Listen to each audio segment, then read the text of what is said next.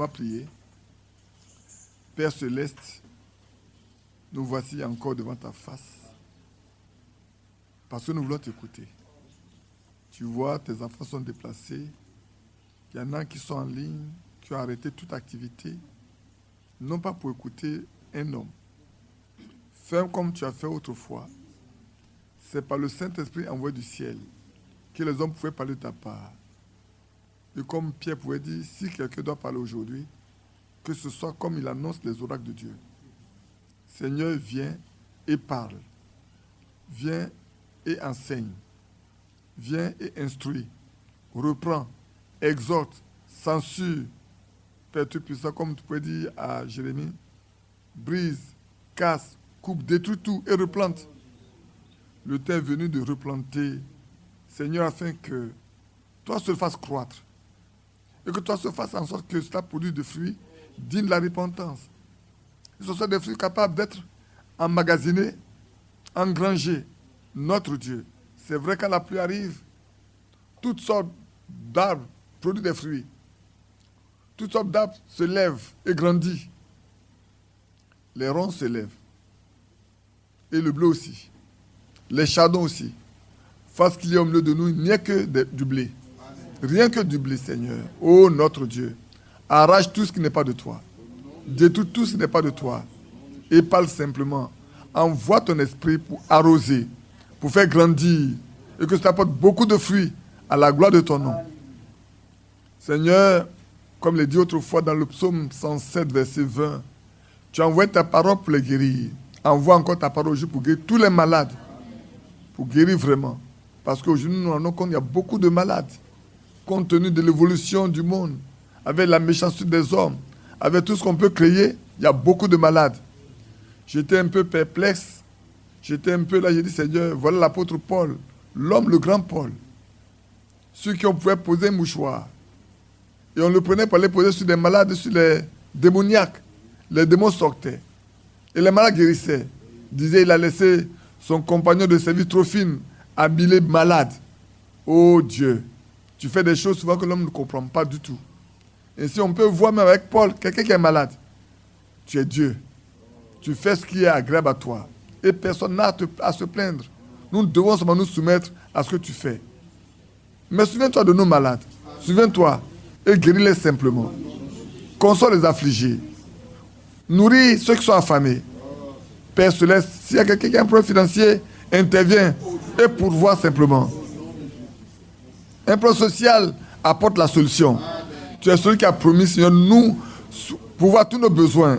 Car David a dit, l'Éternel mon berger, je ne manquerai de rien. Que cela s'accomplisse encore aujourd'hui. Bénis ce moment. Parle-nous, instruis-nous. Au nom de Jésus-Christ. Amen. Amen. Que Dieu bénisse chacun de nous. Je sais qu'avec les embouteillages, actuellement, il y a tellement d'embouteillages à Abidjan que ceux qui viennent de loin ont des problèmes pour arriver tôt. On en tiendra compte pour que vous arriviez quand même, avant qu'on ne commence. Ouais. Non, mais c'est vrai parce que nous autres, on sort très peu maintenant. Mais quand tu te mets à sortir, si tu as un rendez-vous à une certaine heure, il faut partir 2 heures de temps avant ou 1 heure de temps avant parce que sinon, tu arrives toujours en retard. Et ça, j'ai commencé par moi-même observer ça dans ces derniers temps où il m'arrive de sortir un peu. Tu te rends compte que un chemin où tu dois mettre 15, 20, 30 minutes, tu as besoin d'une heure complètement pour y arriver. Que Dieu vous soutienne. Amen. Alléluia. Bon. Il y a des gens qui doivent nous quitter.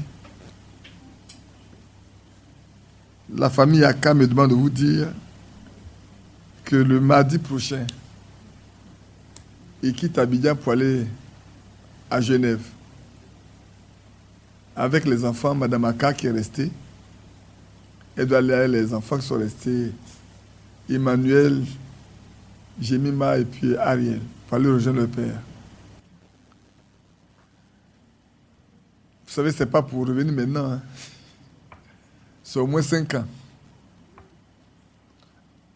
Peut-être vous aurez le temps de leur dire au revoir. Simplement. Que Dieu nous bénisse. Hein, Madame Maka, c'est ça, non? J'espère que tu n'es pas en train de pleurer là-bas. Tu as dit que vous allez continuer de pleurer, vous tous vous allez pleurer. Même à la réponse, vous allez pleurer. Comme quelqu'un dit, les gens pleurent à tout moment. Quelqu'un a prêché et qu'il a fini de prêcher. Il dit, mais les gens ont pleuré. C'est Frère Branham qui a prêché, oui. Et les femmes, des hommes ont pleuré. Il dit, oh, les femmes pleurent à tout moment, même au cimetière, elles pleurent. Donc, pleurer, on va pleurer toujours. Il y en a qui savent faire bien les grimaces et on les paye pour aller pleurer. Il y a des pleureuses spécialisées aujourd'hui. Tu as quelqu'un qui est décédé, si tu veux bien, tu es fatigué de pleurer, tu vas leur donner les 300 000 francs. Tu leur donnes le nom de la personne, c'est 300 000 francs, oui. Ils sont spécialisés, tu donnes le nom de la personne, l'identité, la famille, les aïeux, les petits-enfants, tout ce qu'il a fait là, tu leur donnes ça. Quand ils vont arriver, qu'ils sont en train de pleurer, tu as pensé qu'ils connaissent tellement la personne, alors ils ne connaissent rien. Il y a un qui a dit, elle, c'est de ça qu'elle vit. C'est sa vie. C'est son métier. Elle ne vit que de ça. C'est vous qui pleurez pour rien. Il y en a qui pleurent pour gagner de l'argent. Que Dieu nous bénisse.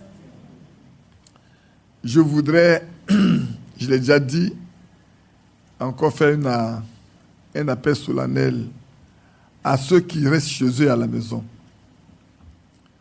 Je ne sais pas, ce matin, j'étais en train de réfléchir, je priais, je réfléchissais à ça, sur plusieurs choses, et cela, je pensais. J'ai dit, bien-aimés frères, vous savez, aujourd'hui, quand vous regardez ce qui se passe avec l'Ukraine, la Russie et l'OTAN,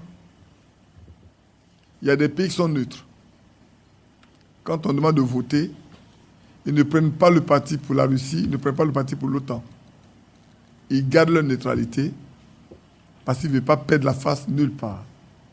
Mais en Christ, ça n'existe pas. En Christ, on a une décision à prendre.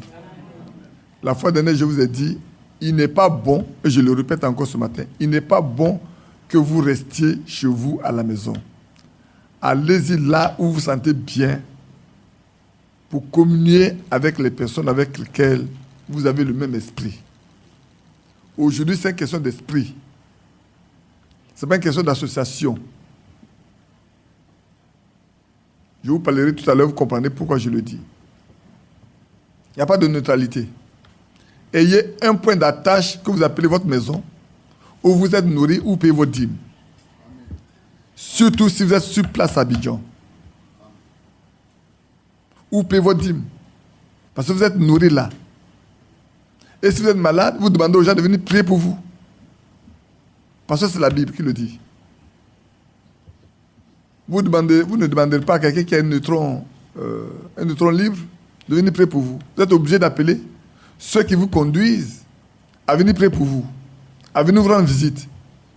Donc je vous exhorte à ne pas rester à la maison. Il y en a qui disent qu'ils sont en train de prier. Si pendant 2 ans vous avez prié, Dieu ne vous a pas exaucé, c'est que vous avez votre réponse. La réponse, ça vous l'avez. Mais Dieu ne vous donnera pas, Dieu ne va pas vous plaire. Il ne va pas faire ce que vous voulez. Alors ce que vous connaissez comme réponse là, appliquez ça. Vivez avec ça. Mais ne trouvez pas des arguments farfelus. J'emploie le mot farfelu pour vous éloigner de la communion avec. Je vous ai dit la fois dernière, si vous allez à Sikensi, allez à Sikensi. À Bassam, allez à Bassam. À Benjavi, allez à Benjavi. À Dabou, allez à Dabou. À Beauville, allez à Beauville. Partout où vous allez, même à Yamsok, allez-y. Partout où vous vous sentez bien, allez-y. Ce que vous faites là, ce n'est pas la vie chrétienne. Vous ne pouvez pas soutenir ça par la Bible. La Bible dit ceux qui ont cru, qui sont d'un même cœur, étaient toujours ensemble dans le même lieu. Ça, je peux vous le lire dans Acte 3. Où vous n'êtes pas des croyants, vous êtes des sympathisants, mais vous êtes des croyants, Dieu doit pouvoir exaucer votre prière. Si vous êtes intéressé, allez prier quelque part, vous demandez à Dieu de vous conduire, il est tenu de le faire si vous êtes sincère. Si vraiment vous avez des doutes dans votre cœur, Dieu vous répondra. Mais si vous n'avez pas de doute dans votre cœur là, que vous savez bien la réponse, vous n'aurez aucune réponse. Vous n'aurez aucune réponse.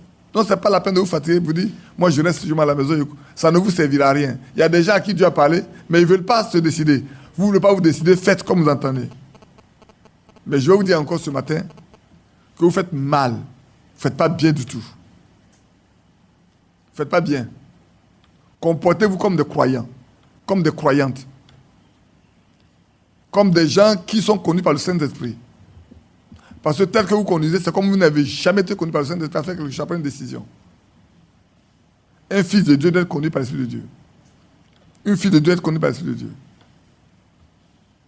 Alors ne restez pas dans des terrains neutres. Ça n'existe même pas. Vous avez besoin de prendre une décision. Que Dieu vous bénisse. Pourquoi j'ai dit ceci? Cette semaine, il y a un frère qui est venu me voir en début de semaine passée et qui me dit qu'en 2015, il a une vision nocturne à 2 volets. Le premier volet le concerne lui-même, concerne sa vie, ses projets et tout. Le deuxième volet concernait l'Église. Il voyait un grand troupeau conduit par 2 personnes. Et puis à un moment donné, on a séparé le troupeau en 2. Et on m'a donné le plus petit troupeau à conduire. Quand il a dit, mais qu'est-ce que tu vois aujourd'hui? Après 5 heures, si tu vois. Et ton troupeau dont tu parles là, il est séparé. Hein. Moi, j'ai un petit troupeau chez moi ici là. Des milliers de personnes ne peuvent pas venir chez moi ici. Tu peux parler de centaines de personnes, mais tu ne peux pas trouver de milliers de personnes. Donc, tu sais bien de quoi tu parles. Mais quelle est ta position, toi, en Christ? Tu es où, toi? Quand tu as fait est-ce que tu as prié Dieu pour savoir ce que tu fais? Toi, tu as vu. Mais quand tu as vu là, tu étais dans quel groupe? Il y a un grand troupeau, puis un petit troupeau. Tu es dans le grand, tu es dans le petit. Il ne peut pas répondre. Alors, il faut aller demander au Seigneur, quelle est ta position?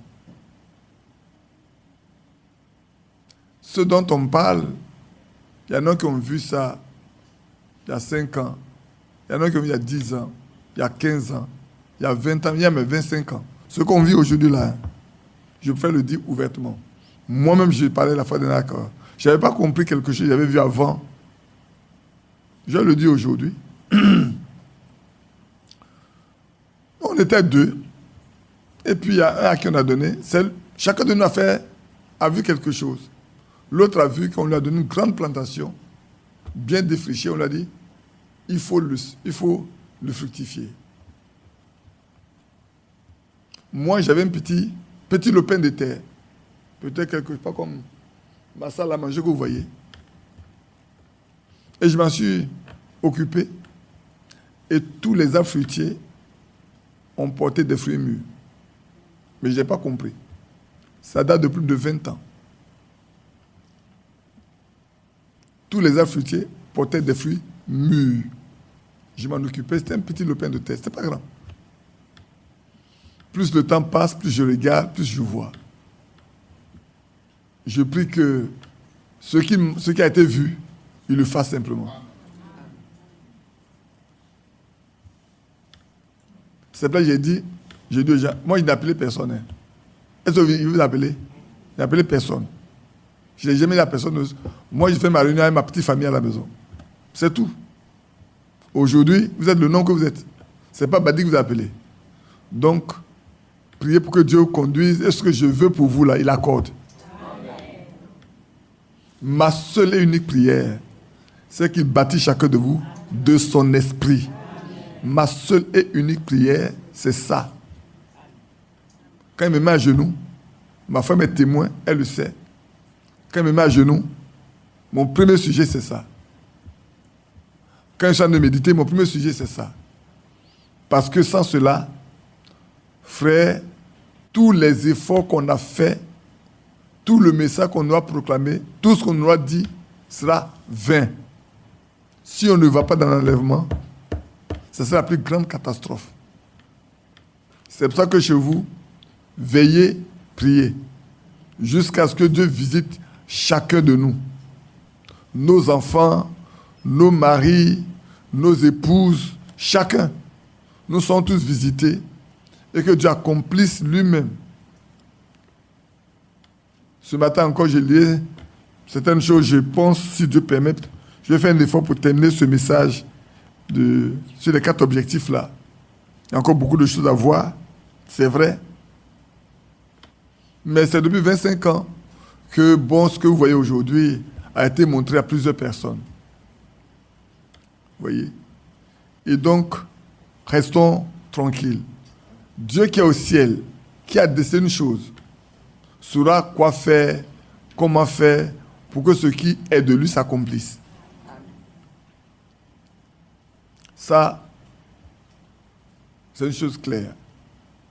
Et ça doit être précis pour chacun de nous. Si en 2015, moi-même, j'ai dit une chose que je ne savais pas et que je vois s'accomplir, je ne peux pas chercher à aller contre ce que j'ai dit, ce que j'ai été poussé à dire et que je vois s'accomplir. Je ne peux pas aller contre.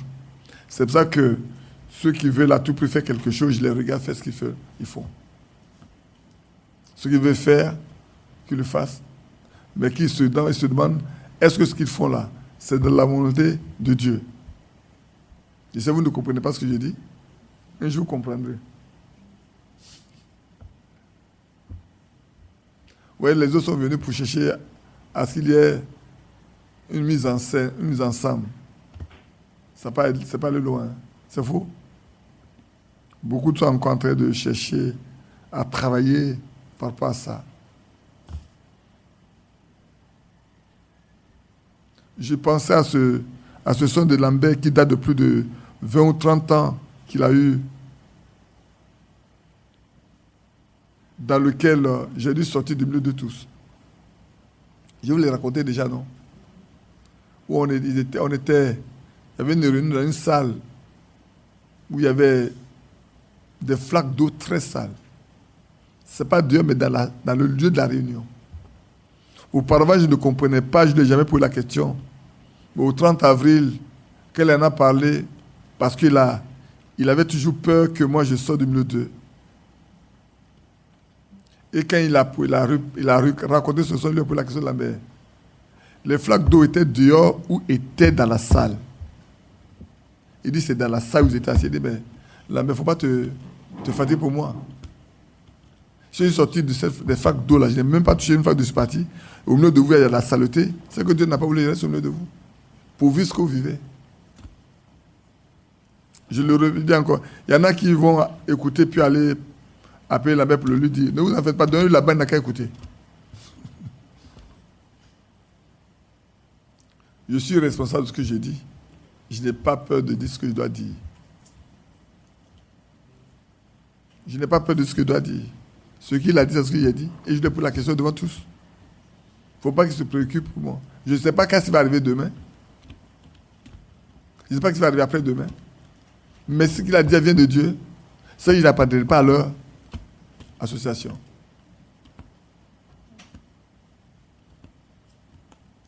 Je ne resterai pas dans des choses où c'est des micmacs, les choses sont sales, là, je ne resterai pas dedans. Ça ne sera pas possible.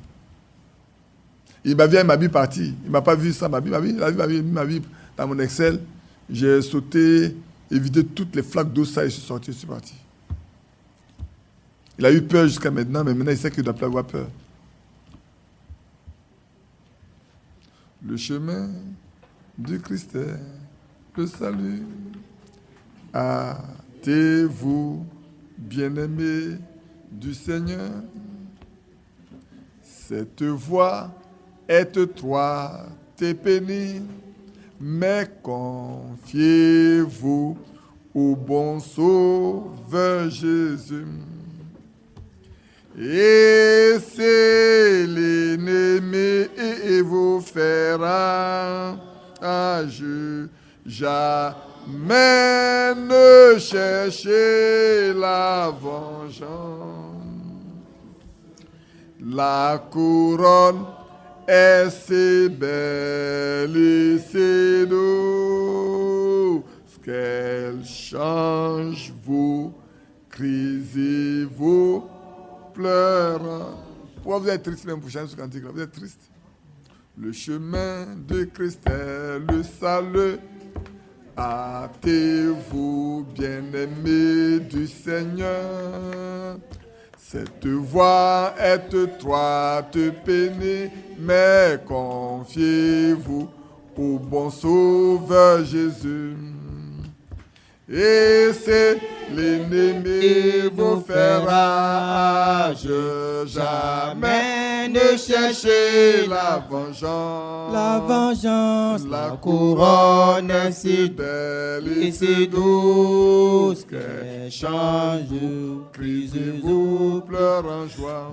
oui, et c'est l'ennemi nous fera jamais ne chercher La vengeance, la couronne est si belle et si douce qu'elle change, Christ vous pleure en joie. Et si l'ennemi nous fera jamais ne chercher la vengeance, la couronne est si belle et si douce qu'elle change, Christ vous pleure en joie. La couronne est trop belle pour qu'on reste attaché, on se préoccupe des choses futiles et inutiles. Attachez-vous à la parole de Dieu. Attachez-vous à Christ parce que la couronne est trop belle. Le chemin est rude. Le chemin est difficile. Je lisais tout à l'heure dans Éphésiens où l'apôtre Paul dit « Je n'ai personne ici pour partager mes sentiments. » Oui, non? Le grand Paul, qui avait beaucoup de combats, il dit « Je n'ai personne ici. » Peut-être je vais vous le lire rapidement comme ça avant de revenir dans Éphésiens.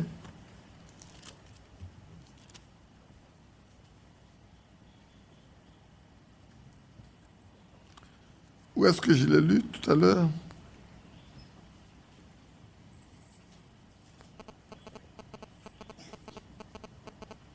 Le grand Paul disait cela tout à l'heure. C'est dedans.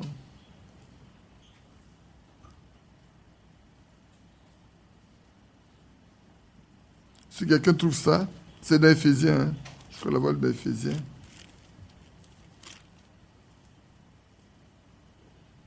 Il dit, il ne cherche que les propres intérêts, ne cherche pas les intérêts de Christ. Oh, je l'ai lu tout de suite. Voilà, non. Oui. C'est Philippiens 2, hein. 2, 20, oui. Je suis resté dans... Oui, c'est ça. Exactement. Je vais l'appeler verset 17. Et même si je sers de libation pour le sacrifice et pour le service de votre foi, je m'en réjouis et je me réjouis avec vous tous. Vous aussi réjouissez-vous de même et réjouissez-vous avec moi. J'espère dans le Seigneur Jésus. J'espère dans le Seigneur Jésus vous envoyer bientôt Timothée afin d'être encouragé moi-même en apprenant ce qui vous concerne. Car je n'ai personne ici qui partage mes sentiments pour prendre sincèrement à cœur votre situation. Tous, en effet, cherchent leurs propres intérêts et non ceux de Christ. Déjà, au temps de Paul, Paul pouvait voir que beaucoup servent Dieu pour leurs propres intérêts, non pas pour les intérêts de Christ. Et j'ai dit à ce frère qui est venu, j'ai dit qu'il fasse attention. Quelle est sa position en Christ? J'ai dit, frère, tu peux avoir fait beaucoup de visions, c'est vrai. Tout ça, c'est très beau. Mais tu sais qui a appelé Aaron? Il dit, c'est Dieu. Il dit, mais c'est lui qui a fait le veau d'or. Tu sais qui a appelé Saül? Il dit, oui, c'est Dieu. Mais tu vois, il a été désobéissant. De même que Judas, c'est le Seigneur qui l'a appelé. Mais on dit, il était fils du malin. Quelle est ta position en Christ? En Christ aujourd'hui, quelle est ta position? Si là où tu es là, rien ne dit que si tu quittes chez moi pour aller à la maison, tu vas aller à la maison vivant. Mais si tu mourais, es-tu sûr que tu dois t'enlever? si l'enlèvement a lieu après ta mort, il ne pouvait pas répondre. Et non, si l'apôtre Pierre était là qui te pose la question, as-tu reçu le Saint-Esprit depuis que tu as cru là? Qu'est-ce que tu allais répondre? Il ne peut pas répondre. Il faut rentrer chez toi à la maison. Préoccupe-toi de ta vie chrétienne, de ta relation avec Dieu. Beaucoup ne se préoccupent pas de leur relation avec Dieu aujourd'hui. Beaucoup ne cherchent pas à voir quelle est leur position en Christ. Les gens pensent que c'est le fait de tenir la Bible ici, de tenir la Bible là, de parler ici, de parler là, d'aller ici, d'aller là. Ça ne veut rien dire aujourd'hui. Aujourd'hui, ça n'a aucun sens. Frères, nous sommes vraiment à la fin des temps, la fin de tous ces proches. Consacrons-nous à la prière, consacrons-nous à la méditation, poussons, demandons au Seigneur d'accomplir à notre égard sa promesse, la promesse du Père là. Frères, poussons, crions. Comme il a dit, à la fin des temps, dans les derniers jours, je répandrai mon esprit toute chair. Bien-aimés, demandons au Seigneur de répandre son esprit sur nous. Que cela soit notre première préoccupation. Vous savez, on peut manquer de vêtements. On peut manquer de nourriture. On peut manquer de tout. Mais si on a le Saint-Esprit, on a tout. On peut manquer de tout sur cette terre-là. Mais si on a le Saint-Esprit, on a tout. Parce que on peut avoir tout à profusion et mourir sans rien utiliser. On peut avoir tout à profusion. On va mourir. On peut laisser. Il y a des gens qui ont été très riches et sont devenus subitement pauvres. Prenez l'année 2008. Nous, on savait ce qui s'est passé dans le monde financier. Déjà, en une journée, ont perdu toute leur fortune. En une journée. Ils ont perdu toute leur fortune. De riches qu'ils étaient, sont devenus pauvres. Plus pauvres même ceux qui étaient pauvres. Le pauvre n'a pas investi nulle part. Donc le peu qu'il a là, il a ça pour manger. Mais lui, il a investi pour être riche. Il a été tellement riche. Quand le crash boursier a eu lieu, en une journée, le gars n'avait plus rien. Il y en a qui sont donnés la mort. Pourquoi? Parce que leur richesse en face de leur dette est tellement élevée qu'ils ne peuvent pas faire face à ça. Il a fallu que les États injectent de l'argent dans les banques pour qu'elles fonctionnent.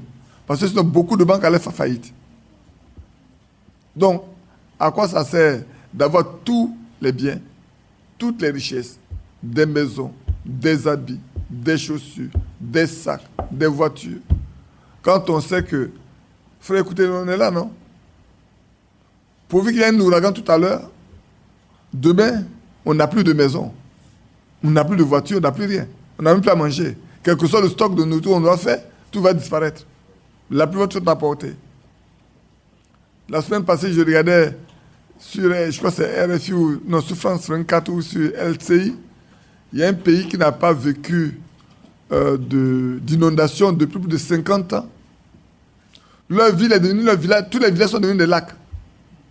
Tous les villages sont devenus des lacs. Et le gars dit ici, voilà les maisons, aujourd'hui, il y a plus de 6 mètres d'eau. Quand tu mets un bois, au moins il faut 6 mètres. 6 mètres. Qui peut habiter dedans? 6 mètres. Donc toutes les maisons sont noyées. Toutes les cultures sont parties. Il n'y a plus rien. Ils sont obligés de dépendre des aides internationales. Qu'on leur apporte à manger. Un peu de maïs, un peu de ceci. Pour manger. Ils ont dû quitter là, sont allés se réfugier auprès des montagnes. Les catastrophes naturelles ont été annoncées par la Bible. On a ça, on voit ça tous les jours. Frère, autant on ne peut pas des bruits de guerre loin de nous, elles sont aussi à notre porte.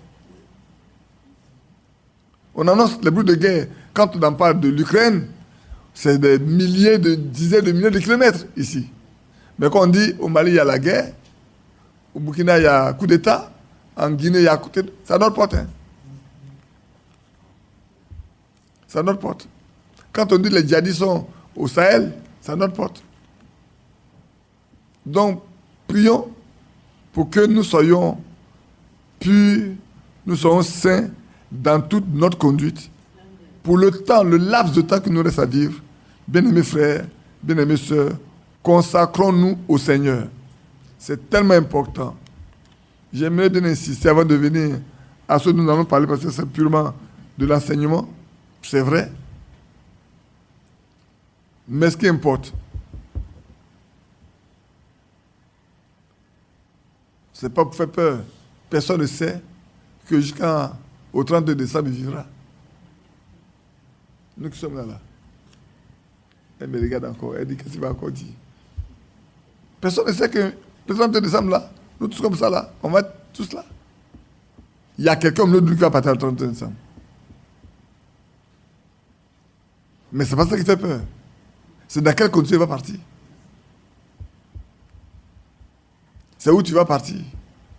C'est ça qui est important. Si tu as la vie de Dieu en toi, gloire à Dieu. Tu vas te reposer tranquille dans le séjour des saints. Tu es en paix seulement. Tu as quitté les tourments de la terre. Tu n'as plus de facture d'eau à payer, facture d'électricité à payer, il n'y a pas d'école à payer, il n'y a pas de nourriture à chercher, il n'y a pas de médicaments à payer. C'est vrai. Tu vas passer de cette étape-là à l'autre étape. J'ai retrouvé mon petit pamphlet où le gars a fait 48 heures en enfer. Alors qu'est-ce qui lui est arrivé? C'est un voleur de chevaux et de tous ces brigands. Ce n'est pas lui-même qui a écrit, c'est un prédicateur qui a transcrit son témoignage. Il l'a mis plusieurs fois en prison. Et puis la dernière fois, quand il l'a mis en prison, ils l'ont retiré de la prison. On l'a mis dans les mines là, où on extrait le charbon, pour qu'il aille travailler. Comme ça, on le nourrit, mais il travaille. Alors ce matin-là, quand il s'est levé, il a regardé son site de travail. Il s'est rendu compte que ses sentiments lui disent qu'il y a quelque chose qui ne va pas. Il a appelé le contremaître, son patron, il est venu la regarder. Il dit, oh, tu as peur pour rien, il n'y a rien qui soit dangereux. Tu peux continuer de travailler. Donc après avoir pris son petit déjeuner, il est retourné dans son boulot. Une pioche. Deuxième pioche, tout le toit s'est effondré sur lui. Il était enseveli complètement. À l'heure du repas, il n'est pas présent. On met les investigations, on arrive là, son toit est effondré. Il fallait le chercher. Donc, ils ont fait des fouilles, ils l'ont trouvé complètement brisé, mort, et ils l'ont pris pour aller le laver. Ils ont vu le nettoyer, le laver complètement, et 2 autres prisonniers devaient le porter pour qu'on aille le mettre en bière pour aller l'enterrer. Donc, ça fait 48 heures, ça fait 2 jours, non? Donc, ils ont mis beaucoup de temps pour le trouver et pour le préparer. C'est quand on le transportait pour aller que l'un des prisonniers a trébuché sur un crachoir, sur le chemin. Et en tombant, il a laissé le cadavre qui est dans sa main tomber et la tête a cogné le sol. C'est à ce moment-là qu'il revient à la vie et écrit de l'eau. Et on lui donne un verre d'eau. Il boit le verre d'eau. On lui retire les habits de deuil, de mortuaire qu'il a. On lui donne de nouveaux habits. On l'envoie à l'hôpital. On s'est rendu compte qu'il a 2 côtes qui sont cassées. Donc on l'a hospitalisé. Pendant 3 mois, ils l'ont soigné jusqu'à ce qu'il guérisse. Mais ils n'ont pas laissé qu'elle guérisse. On l'a retenu encore à son lieu de travail. Mais c'est un prisonnier. Et il n'a jamais raconté son histoire à quelqu'un. Et puis, un jour, il en a parlé avec. Il dit, il ne veut pas qu'on l'amène dans un asile de fous. Parce que s'il raconte ça, on va dire que c'est parce qu'il est un prisonnier, il est fou, il est devenu fou. Et donc, il ne veut pas aller dans un asile de fous, il ne veut pas parler de ça. Et ce monsieur qui est un prédicateur avait appris un jour qu'il est parti chez eux, comme aumônier, il a appelé à son bureau. Il dit, mais on m'a dit que tu es tombé mort et tu es revenu dans la vie. Il dit oui, mais il n'en a jamais parlé à quelqu'un parce qu'il ne veut pas se faire passer pour un fou. Alors, raconte-moi ce que tu as vu. Alors, il va raconter ce qu'il a vu. Il dit, quand il est mort, il est sorti de son corps. Il voyait tout, c'est vrai, mais comme c'est à un tunnel, il est parti. Il arrive là, c'est comme il est arrivé devant une rivière et il devait traverser. C'est quelqu'un qui est venu le prendre pour le traverser. Et qu'il a traversé, il part là. Quelqu'un le conduit, quelqu'un veut le chercher. D'abord, il arrive, il y a deux chemins. Il y a un chemin qui est très pratiqué, l'autre là n'est pas assez pratiqué. Donc, instinctivement, il a pris le chemin qui est le plus pratiqué. Et puis il va, et il rencontre quelqu'un qui l'attend. Mais d'un aspect vraiment lugubre.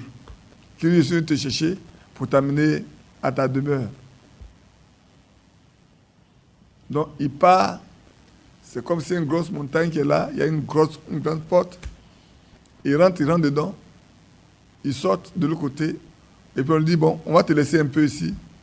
On le laisse là, il est dans une plaine vraiment luxuriante, paisible. Il ne sait pas comment le décrire.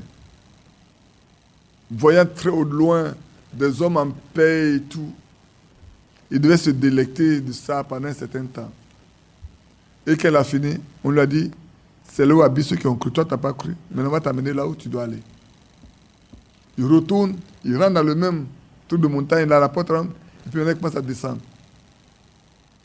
Au début, ça n'est pas l'air difficile. Mais au fur et à mesure, il partait. Il se rendait compte que ce n'est pas la même chose. Il entendait maintenant des cris, il entendait des voix, il entendait des cris, il entendait des voix. Jusqu'à là, quelque part, le gars lui dit, maintenant tu es arrivé là où tu dois aller. Et il voyait de grands lacs de feu. Il voit des gens qui montent, qui descendent. Tout ce qu'il peut dire, c'est de l'eau. Il ne réclame que de l'eau. Il ne réclame rien d'autre que de l'eau. Et lui-même, à un moment donné, il n'a pas marché pour rentrer dedans. Il a senti sous ses pieds un glissement. Et en quelques instants, il s'est retrouvé au milieu, criant de l'eau. De l'eau, quand du coup, il se retrouve encore dans son corps en ayant criant de l'eau. Il a regardé autour de lui, il s'est rendu compte qu'il est revenu à la vie et qu'il ne peut plus jamais aller dans ce lieu-là. Ce qu'il a vu là, il ne peut plus jamais y aller. Dès qu'il est venu, il est parti donner sa vie au Seigneur. Il n'a pas parlé à quelqu'un de ce qui se passe. Il est parti donner sa vie à Dieu. Il ne fait pas de confiance, il n'a rien dit à quelqu'un. Il est parti donner sa vie au Seigneur. C'est tout. Il a pris son baptême, il a commencé à croire, à aller à l'église et servir Dieu. Parce qu'il ne veut plus aller là où il est parti. Vous voyez? C'est pour ça que, frères bien-aimés, frères et sœurs, l'importance n'est pas de quitter cette terre, c'est savoir où tu vas aller. L'important, c'est ça. C'est pour ça que ne jouons pas la religion. Ne jouons pas la religion. Lui, il est passé par là. On lui a montré là où habitent ceux qui ont cru et qui attendent là dans la paix le retour de Christ. Et puis il y en a, ils vont aller, en lisant encore après chapitre 20 et 21, vous verrez exactement de quoi il est question, ce soufre et ce lac de feu qui est destiné aux pécheurs. Nous ne soyons pas incrédules. Ne soyons pas incrédules, croyons. Le plus important pour nous qui sommes au message, c'est de pouvoir participer à l'enlèvement. C'est ça qui est important. Que Dieu bénisse chacun de nous. Donc, parlant des 4 objectifs du message, on appelle de l'appel à sortir. Et quand on appelle l'appel à sortir, on a dit, il n'est pas question de sortir et de rester au milieu de la route. Vous savez, au temps d'Israël, ils sont bien sortis. Ils sont sortis de l'Égypte. Ils ont traversé la mer Rouge. Ils sont arrivés dans le désert. Ils sont arrivés à Kades Barnéa. Ils ont même envoyé des espions dans le pays que Dieu a promis à Abraham et à sa descendance. Ils ont envoyé des fruits de cette zone-là. Et c'est un pays, même ils ont attesté, c'est un pays où coule le lait et le miel. Mais ils ne sont pas dignes de ce pays-là parce que ceux qui habitent, ce sont les fils des Anaks. Et quand ils ont vu les Anakites, ils se sont considérés comme des structures à leurs yeux. Ils ont oublié la puissance de Dieu. Ils ont oublié tous les miracles que Dieu a fait en Égypte. Bien-aimés frères, si vous voulez avoir des miracles dans votre vie, il y a une seule condition. J'ai noté ça, peut-être on en parlera plus tard, mais je vais le dire. Si quelqu'un veut avoir des miracles dans sa vie, il doit accepter la parole de Dieu intégralement. Parce que c'est cette parole-là qui produit les miracles. Cette parole est la semence divine. Cette parole est Dieu. Et c'est elle qui apporte les miracles. Si vous n'acceptez pas la parole, si vous ne croyez pas cette parole, vous ne pouvez pas la voir. Regardez Saül, tout à l'heure on parlait. Saül n'a pas compris qu'il devait croire et exécuter à la lettre ce que Samuel lui a dit, venant de la part de l'Éternel. Et Samuel lui a dit, est-ce que les sacrifices vont quoi? Valent mieux que l'obéissance? La désobéissance est aussi coupable que la divination. Ne pas obéir Dieu, c'est être coupable comme celui qui fait la divination, qui évoque les esprits. Donc il est important que nous croyions la parole de Dieu pour que Dieu fasse dans notre vie ce qu'il faut. Et ça, c'est très important. Très, très, très important. C'est pour ça que dans Jean chapitre 1, il a dit, à ceux qui ont reçu cette parole-là, il leur a été donné le pouvoir de devenir enfants de Dieu. Il n'est pas donné à tout le monde.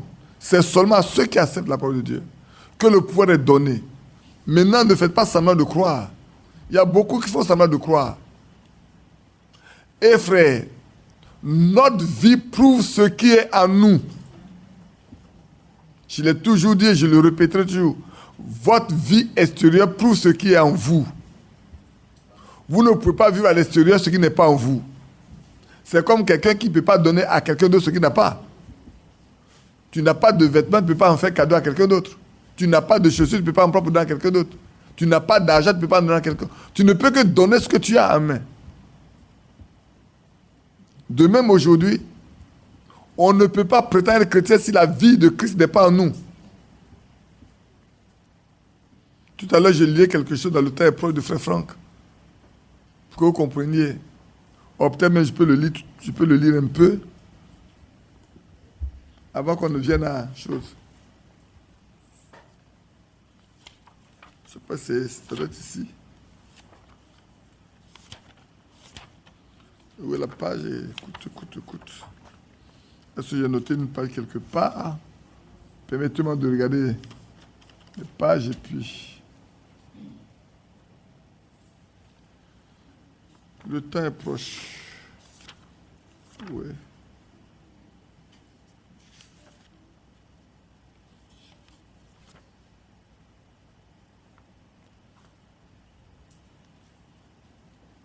Accorde-moi quelques minutes. Très souvent, quand je lis, je ne regarde que les... Je souligne seulement quelques passages et puis je laisse le reste comme ça. Oh là là.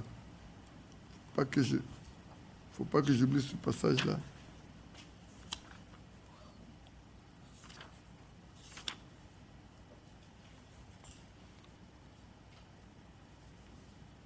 Ouais.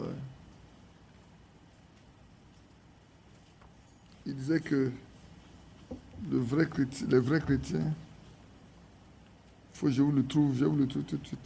Accorde-moi du temps, un peu. Parce que j'aimerais qu'on le lise quand même. Les ministères, ainsi de suite. La restauration doit passer. Ignorer. Mais parce que je n'ai pas noté ça pour vous. Je vais vous le dire ainsi, simplement, puis après, on va le retrouver dans le livre. Il dit, les vrais croyants sont ceux qui sont remplis du Saint-Esprit. Les vrais croyants. En d'autres termes, frères, aujourd'hui, on doit se poser la question. Est-ce que je suis un vrai croyant?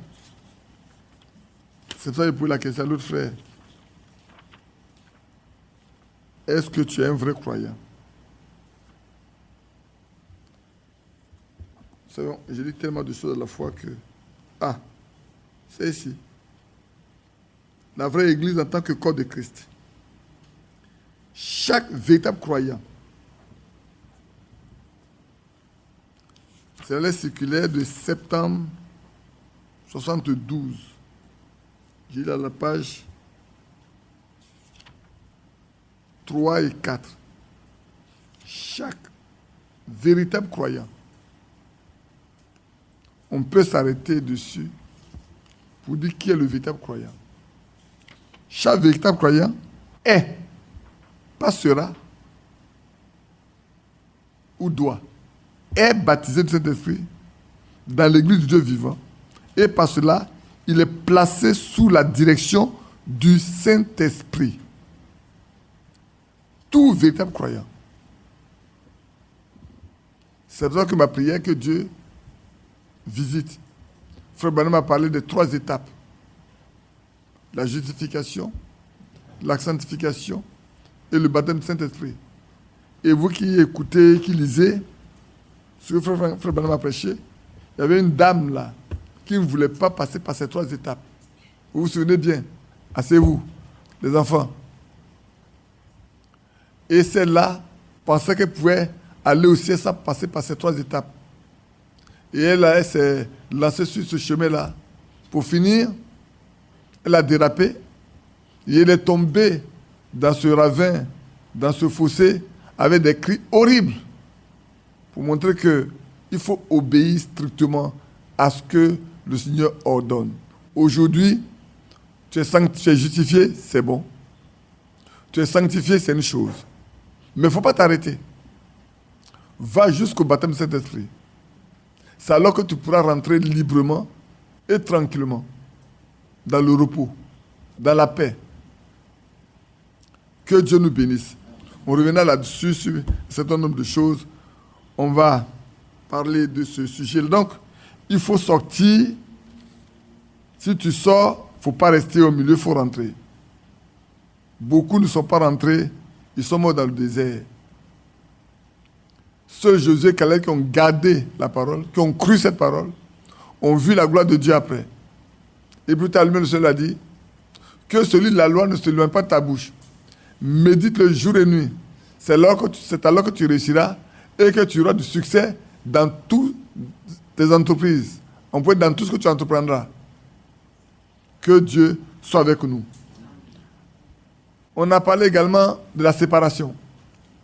Quand on est sorti, qu'on veut rentrer, on doit se séparer de tout ce qui n'est pas biblique, de tout ce qui est du monde, de tout ce qui est de l'incrédulité. Se séparer, de couper les ponts, les liens avec tout le monde. Tout ce qui ne peut pas vous aider à marcher avec Dieu, vous devez vous séparer avec vos amis. Même, il y a des moments où on coupe avec les parents de se réconcilier. Vous savez, les parents qui vous chassent même. C'est pas vrai?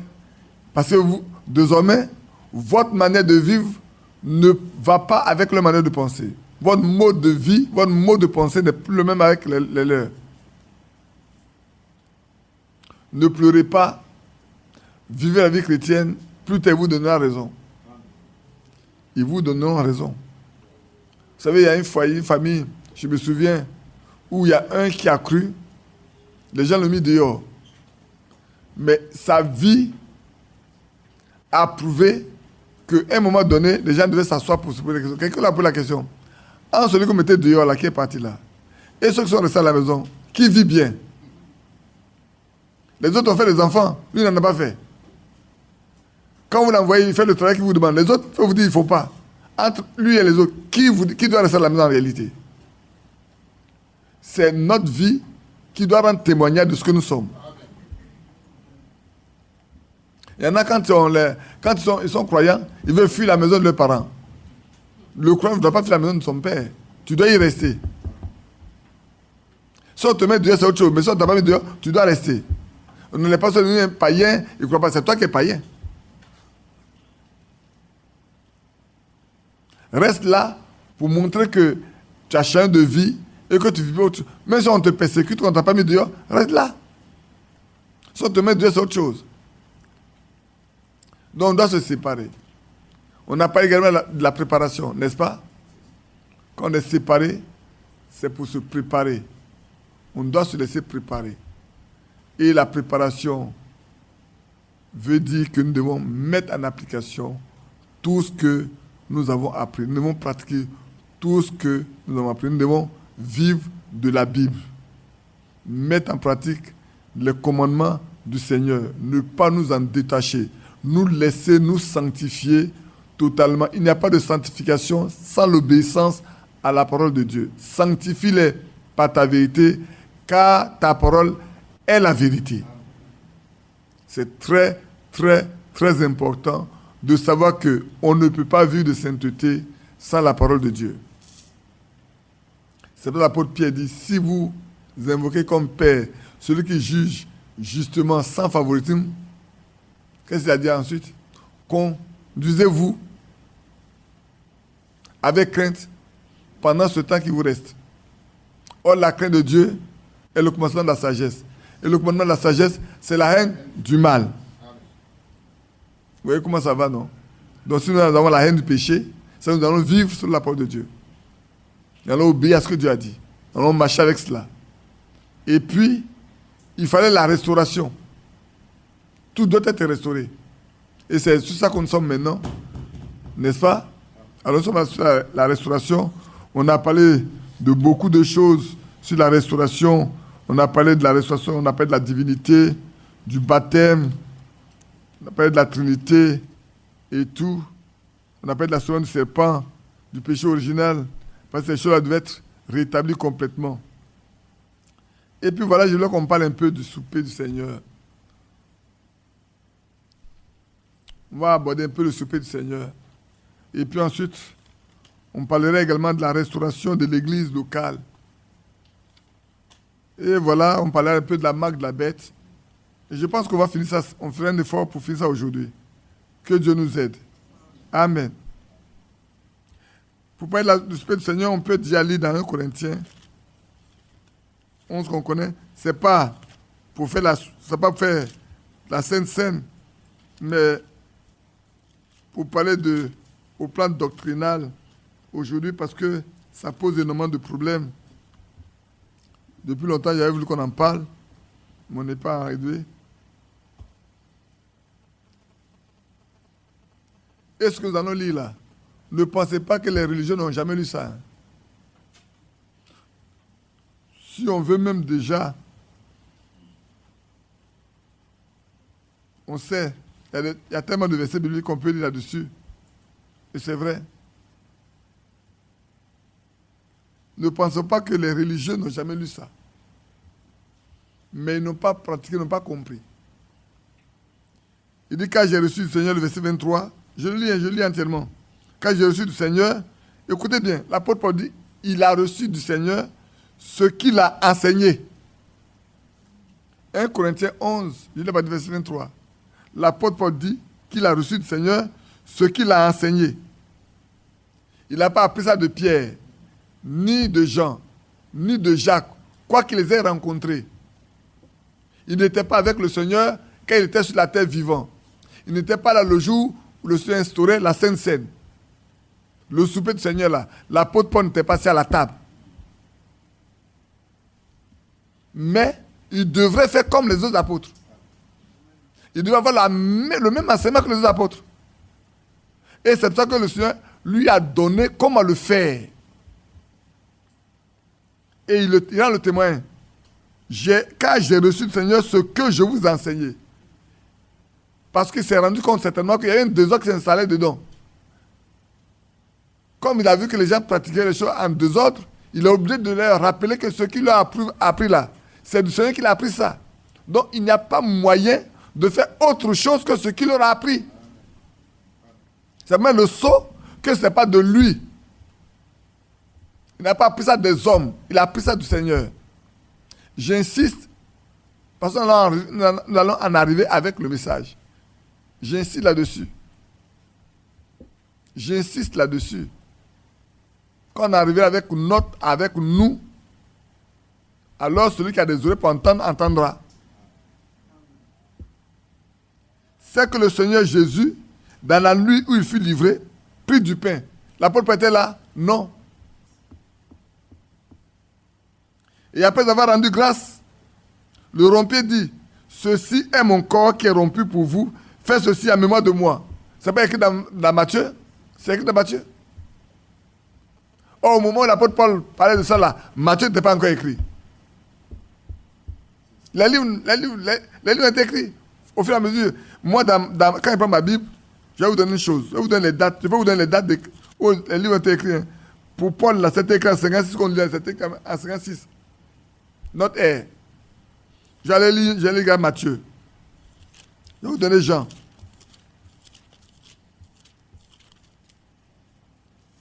Le livre de Jean, l'évangile de Jean est écrit entre 85 et 90 de notre ère. Alors dans Matthieu, les éditeurs ont pris le temps de faire les recherches pour mettre les époques, pour qu'on sache de quoi nous parlons. Quand je prends Matthieu était écrit en 1950, avant notre ère. Corinthiens a été écrit combien? Quand?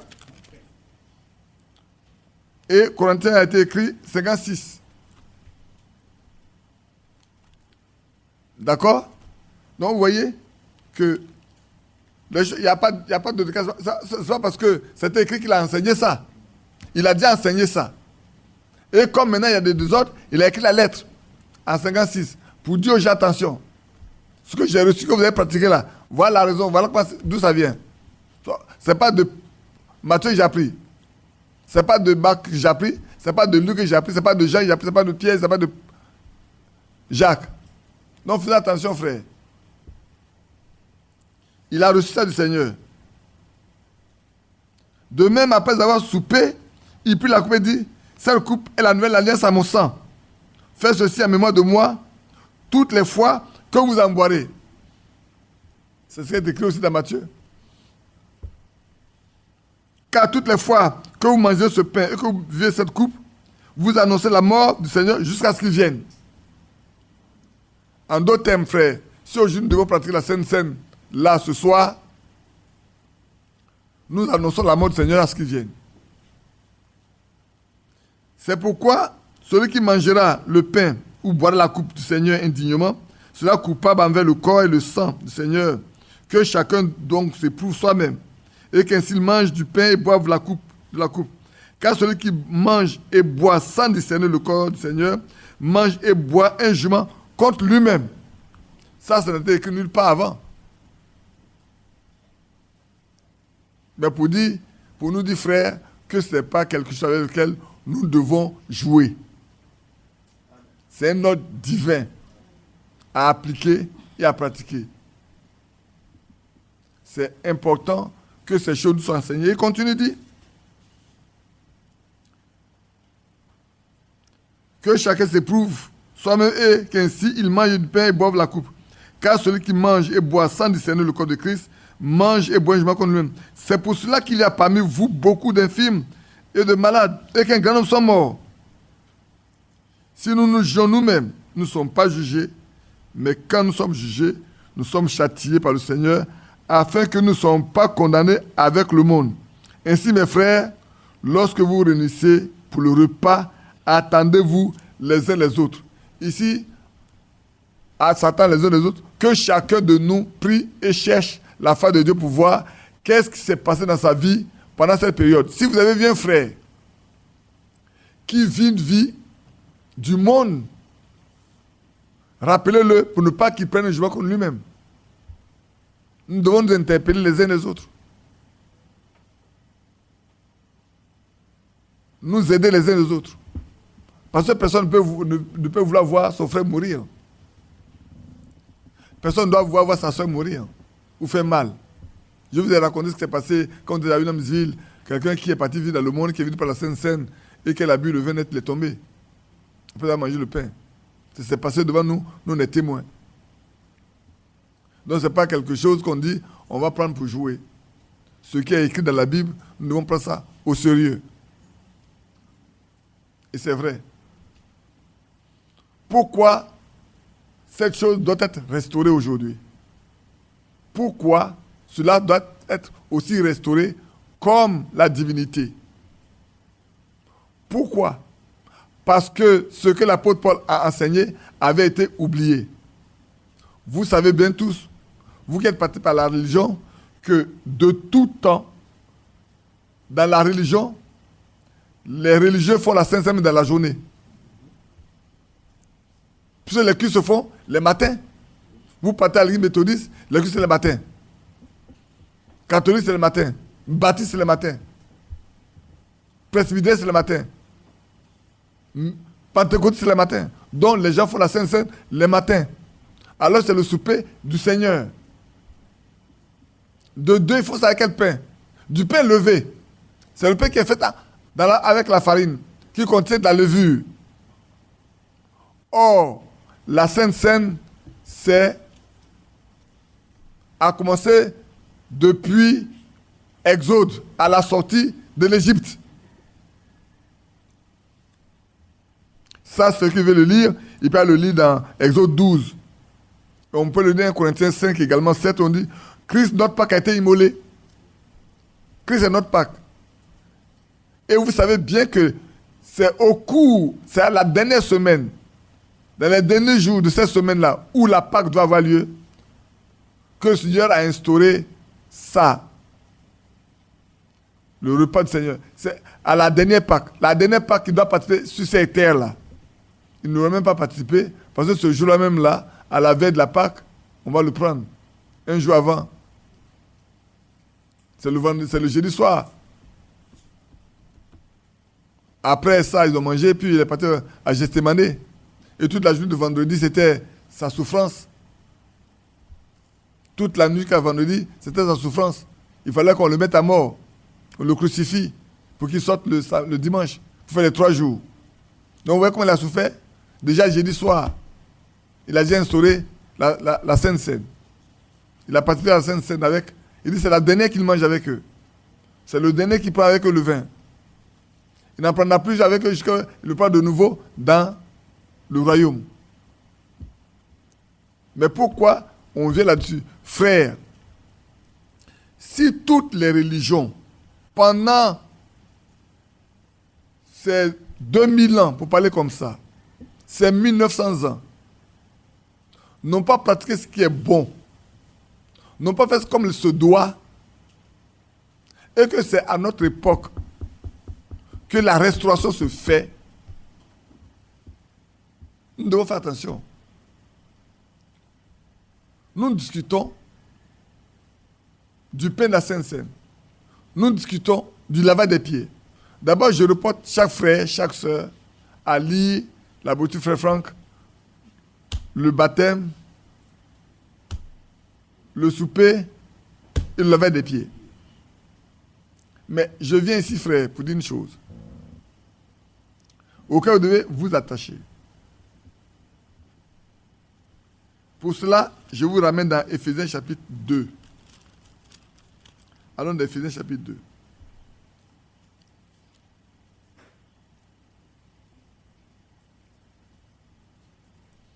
Éphésiens chapitre 2, on va aller avec le verset 19.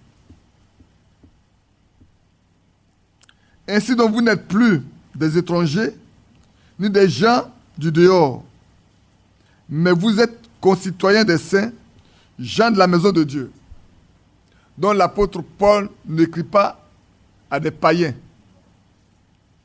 Il parle à des croyants. Et au verset veut dire, vous avez été édifiés. Vous avez été édifiés sur le fondement des apôtres et des prophètes. Jésus-Christ lui-même étant la pierre angulaire. Donc, tout ce que nous devons faire, nous devons le faire sur la base de ce que les apôtres et les prophètes ont enseigné. Amen. C'est sur ça que nous devons être construits. Amen. On n'a pas besoin de construire sur la base d'un évangéliste, d'un pasteur, ni d'un docteur. Maintenant, je pose la question. Qui avons-nous reçu en cette fin des temps? un évangéliste, un docteur, un pasteur, un prophète. Amen. Maintenant, frère, si nous sommes d'accord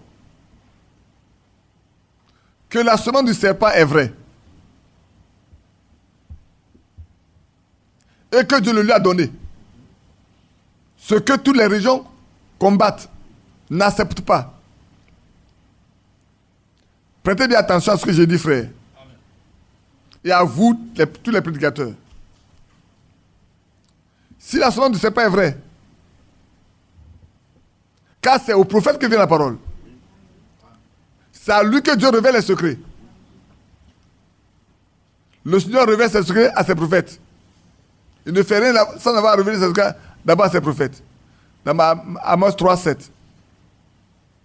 Et si Malachie 4, Élie de Malachie 4 là, est un prophète pour la fin des temps, nous devons comprendre, frère, que nous devons être fondés sur l'enseignement du prophète. Amen. Vous pouvez m'en vouloir comme vous voulez, je vais vous dire la vérité. On va aller doucement, doucement.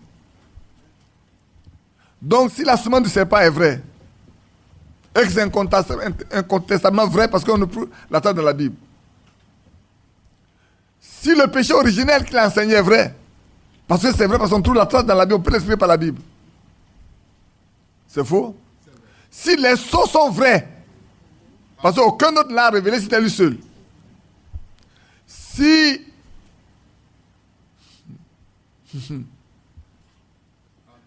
ceux qui ont conduit les actes de l'Église, à commencer par Paul,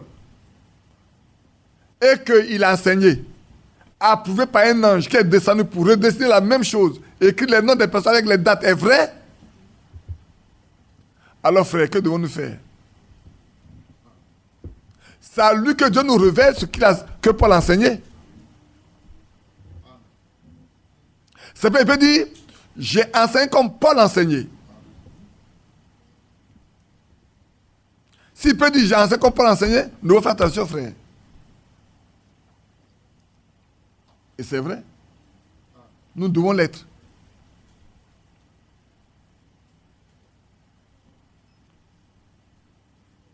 Alors, qu'est-ce qu'il a enseigné? Quand Frère Franck dit, il a enseigné scripturairement la divinité, le souper, le baptême, ainsi de suite. Il dit les doctrines fondamentales là. William Branham a enseigné ça de façon scripturaire. Qu'est-ce qu'on a à reprocher à Frère Branham?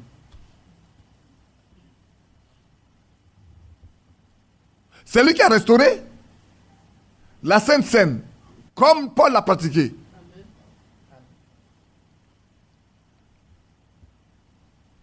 Maintenant, on se base sur la composition du pain de la Sainte Seine. J'ai toujours demandé qu'on me donne les versets bibliques qui peuvent soutenir ça. Maintenant, frère, au lieu qu'on se batte pour rien, il y a des juifs encore sur la terre. Les pratiquants de la Pâque, là, ils sont encore sur la terre. Demandons aux juifs, le pain, là, il est fait comment? Il ne peut pas avoir de problème. Puisque celui à qui Dieu a révélé là, c'est il a dit à vous ne pas prendre. C'est le prophète qui est venu. Ce qu'il fait là, vous dites vous ne voulez pas prendre. Moi je prends parce que c'est lui que Dieu a révélé. Amen. Puisque celui qui est chef de disciple dit, il a cette façon scripturaire la divinité, le souper, le baptême. Donc, s'il enseigne de façon scripturaire le souper, je prends ce qu'il a enseigné. Je fais comme il a fait. Il a pris l'eau et la farine. Il n'a rien ajouté. Je prends l'eau et la farine. Je n'ajoute rien. Je ne cherche pas à compliquer la situation. Alors, demandez aux Juifs. Ils sont encore sur la terre. Quelqu'un n'a qu'à prendre l'avion, n'a qu'à aller en Israël, demandez au rabbin de là-bas, la Pâque, là, quand on fait le pain de la Pâque, là, c'est comment vous faites ça? Parce que nous, on est en train de se battre. Oui, mon frère. C'est vrai. Vous pensez que c'est maintenant que ça a commencé? Ce brin de pain de la Sainte-Seine là. Nous, on a trouvé ça ici. Hein.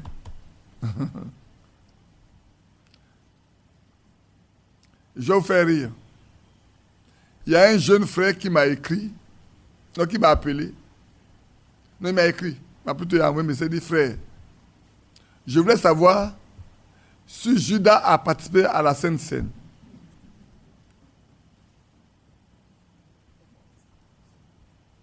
J'ai ri. Je connais ce problème-là qui sillonne la Côte d'Ivoire, qui commence à être une doctrine. Je lui ai posé la question. Moi, je ne peux que dire ce qui est écrit. Dans ma Bible, il n'est pas écrit que Judas n'a pas pris la Sainte Seine ou la Sainte Seine. Dans ma Bible, ça n'est pas écrit que Judas n'a pas pris la Sainte Seine. Je ne peux pas le lire. Maintenant, à quoi ça te sert de savoir si Judas a pris la Sainte Seine, oui ou non? Ça te sert, à quoi ça te sert? Ça te donne le Saint-Esprit? Ça fait de toi un chrétien mieux que les autres? Au lieu de te préoccuper de comment tu vas avoir le Saint-Esprit par le ciel, tu cherches le sexe des anges. Judas a pris la Sainte Seine ou pas? Moi, je ne connais pas. Je n'étais pas là-bas. Quand le Seigneur a fait, je n'étais pas là-bas, je ne connais pas. Et je ne peux pas le lire nulle part. Je ne peux pas faire des déductions à partir des Écritures. Je ne fais pas de déduction à partir des Écritures. Je ne fais pas de déduction. Je lis ce qui est écrit et je vais de là-bas avec. Si quelqu'un fait des déductions, il est libre. Mais moi, je ne fais pas de déduction à partir de la Bible. Même le prophète n'en a pas parlé. Lui qui est prophète, à qui la parole de Dieu est venue, il n'en a pas parlé. Même si il en a parlé, j'allais chercher les origines de la Bible. À quoi ça sert d'amener des sujets qui ne sont même pas importants au milieu du peuple de Dieu? Pour les détourner de ce qu'ils doivent faire pour avoir la vie éternelle. À quoi ça sert? Ça donne quoi à quelqu'un d'aller chercher à savoir si Judas a pris la Sainte Seine ou n'a pris la Sainte Seine? Moi, ça ne m'intéresse pas ça.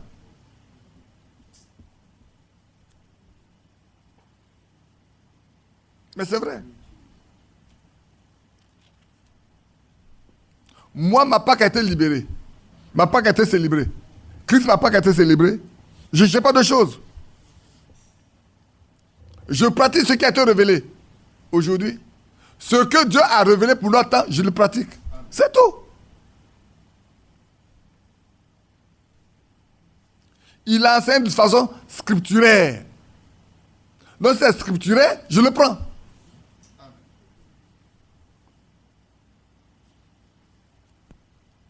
Et alors, chaque jour, il fallait poser des questions à Frère Franck. Frère, voilà ceci, Frère, voilà cela. Frère... Laissez Frère Franck se reposer. Il est devenu vieux. Laissez-le se reposer. Si tout ce qu'il a écrit là, vous ne pouvez pas lire pour comprendre, laissez-le se reposer. Il a écrit beaucoup de choses là-dessus. Allez-y par le repas du Seigneur, le repas, le souper et le lever des pieds. Il a écrit dessus. Il a consacré un livre entier sur ça. Prenez ça. Si vous avez le Saint-Esprit, il vous conduira dans toute la... Frère, arrêtons un instant. Dans Jean 16, j'aimerais bien le lire. Vous savez, là où il y a des disputes, des discussions interminables, l'Esprit de Dieu n'est pas. Dans Jean 16, je parle du verset 12 et le verset 13, c'est les deux versets que je vais lire. Dans Jean 16. Voilà ce que le Seigneur dit. J'ai encore beaucoup de choses à vous dire, mais vous ne pouvez pas les porter maintenant. Il le disait à qui? Aux disciples. Il dit, j'ai encore beaucoup de choses à vous enseigner. Mais si je vous les enseigne maintenant, vous ne pouvez pas les porter. La preuve en est qu'après la résurrection, il a dû prendre les disciples avec lui pendant 40 jours pour leur enseigner des choses qu'ils ne comprenaient pas, pour leur rappeler les choses qu'il avait dit auparavant. Ça, on le lit dans Luc 24, non? Dans Luc 24, ce n'est pas la peine d'ouvrir votre Bible, je le lis pour vous. Dans Luc 24, verset 44, voilà ce qui est écrit. Puis il leur dit, c'est là ce que je vous disais. C'est là ce que je vous disais quand j'étais encore avec vous. Qu'il fallait que s'accomplisse tout ce qui est écrit de moi dans la loi de Moïse, dans les prophètes et dans les psaumes. Alors il leur ouvrit l'esprit afin qu'ils comprennent les Écritures. Vous voyez, non? Quand il n'était pas encore parti, il a dit, j'ai beaucoup de choses à vous annoncer, mais je sais que vous ne pouvez pas les porter maintenant. Et quand il est ressuscité, il a commencé à ouvrir, alors ouvrir encore l'esprit pour qu'ils comprennent les Écritures. Mais regardez le verset, quand on arrive à Jean 16, comme je disais tout à l'heure, dans Jean 16, verset 12, comme on l'a lu, j'ai encore beaucoup de choses à vous dire, mais vous ne pouvez pas les porter maintenant. Verset 13. Quand le consolateur sera venu, l'esprit de vérité, il vous conduira dans toute la vérité, car il ne parlera pas de lui-même, mais il dira tout ce qu'il aura entendu et qu'il vous l'annoncera. Des choses à venir. Amen. Quand le Saint-Esprit viendra là, lui-même, il va vous conduire. Lui-même va vous parler. Lui-même va vous rappeler les choses que je vous ai dites auparavant. Frère, ce qu'il vous faut aujourd'hui, frère, il faut que le Saint-Esprit soit là. Arrêtons les discussions qui ne font que détruire la foi, ruiner la foi.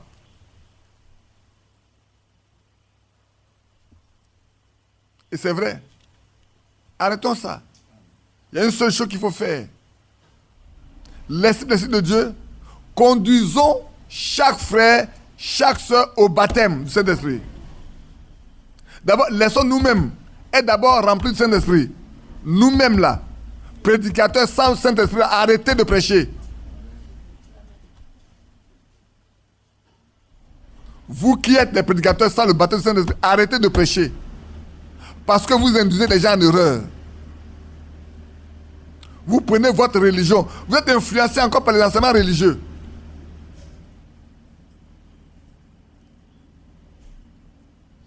Il est fatigué. Il coupe tout le courant dans ce temps. Non, arrêtons ça. Il faut que les gens qui prêchent l'évangile en cette fin de temps et dans le message là, ne nous conduisons pas comme les théologiens qui vont dans les écoles bibliques, ils ont des diplômes et puis viennent. Aujourd'hui, nous on a... En fait, notre problème c'est que tout a été écrit. Tout est écrit. Et quand on lit, on pense qu'on comprend. Mais frère, si les pharisiens n'ont pas compris ce qui a été écrit dans la Bible, nous aussi on ne comprendra pas ce qui a été prêché par le Saint-Esprit. Sans le Saint-Esprit. C'est parce que poussé par le Saint-Esprit que les gens parlent de la part de Dieu. Si c'est poussé par le Saint-Esprit que les gens parlent de la part de Dieu, c'est poussé par le Saint-Esprit qu'on peut comprendre aussi ce que l'Esprit a dit. Donc, sans le Saint-Esprit, il ne faut pas prétendre comprendre. Tu vas être influencé comme un religieux. C'est tout simple. Prenons ce que le prophète a révélé. Marchons avec ce que le prophète a révélé. Maintenant, ce quelqu'un dit, je ne trouve pas la trace dans la Bible, gloire à Dieu. Mais lui, Dieu lui a parlé. Point. J'ai demandé qu'on me donne les Écritures pour la composition du pain, non? Personne ne m'a encore écrit. Je répète encore. Envoie-moi des Écritures bibliques pour comment faire le pain là. Envoie-moi ça. Parce que jusqu'à lorsque m'a envoyé là, c'est le gâteau. Et Élie a répondu Élie a résolu mon problème. Quand il est arrivé chez la femme, la veuve de Sarepta, il dit fais-moi du pain. Il dit je n'ai que de l'huile et de la farine. Il dit fais-moi alors du gâteau. Donc si vous avez de la farine et de l'huile, ce que vous avez préparé c'est un gâteau. C'est pas du pain. Dès lors que vous mettez de l'huile dedans, vous faites du gâteau. Ça va passer, ça va passer, il n'y a pas de levure dedans. Hein, que ce n'est pas gâteau. Est-ce qu'elle a mis la levure dans son pain là-bas? On n'a pas dit qu'elle a mis levure. Hein. Elle n'a pas dit que j'ai la levure, j'ai l'eau et puis j'ai la farine. Non, j'ai l'huile, j'ai la levure et puis j'ai la farine. Elle n'a pas dit ça. Hein. Elle dit j'ai l'huile et de la farine. Il dit fais-moi du gâteau. Élie est un prophète. Et nous avons Élie de la fin des temps. Les deux ont le même esprit. Ils ont l'esprit d'Élie. Alors arrêtons ça, frère. Permettez-moi d'insister. Et c'est vrai. Il faut qu'on insiste un peu pour que ces choses-là prennent. Les spéculations ne servent à rien du tout. Ne spéculons pas. Je crois que c'est, je ne sais pas si le 6 là, quelqu'un envoyait quelque chose des États-Unis à Frère Franck. On m'a envoyé, j'ai regardé. Il a donné les détails, il y a farine, et puis il y a plusieurs types il y a 2 types de farine. C'est ça, non? Il y a 2 types de farine. Ce qu'il a envoyé, il a envoyé à Frère Franck là. La prédication que tu m'as envoyée, où il parlait de l'enzyme, de pain enzyme là. J'ai dit au frère d'aller écouter ce qui est la traduction en anglais. Laissez la traduction française là. Elle est erronée. Allez écouter la traduction française, vous allez l'anglaise et comparer, vous allez voir. Les mots que Frère Franck a utilisés là, qui ont été traduits en anglais, allez-y prendre, allez écouter.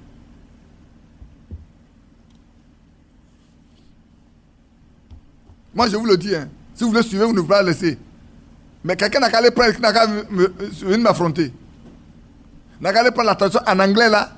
Celui qui a traduit en anglais n'a qu'à prendre et puis prendre la traduction en français. Prendre les deux côte à côte. Il va se rendre qu'il y a une différence. Donc revenons frère. C'est ça qui fait des problèmes là. Ça fait des problèmes inutiles. Ça fait des problèmes inutiles. Inutiles.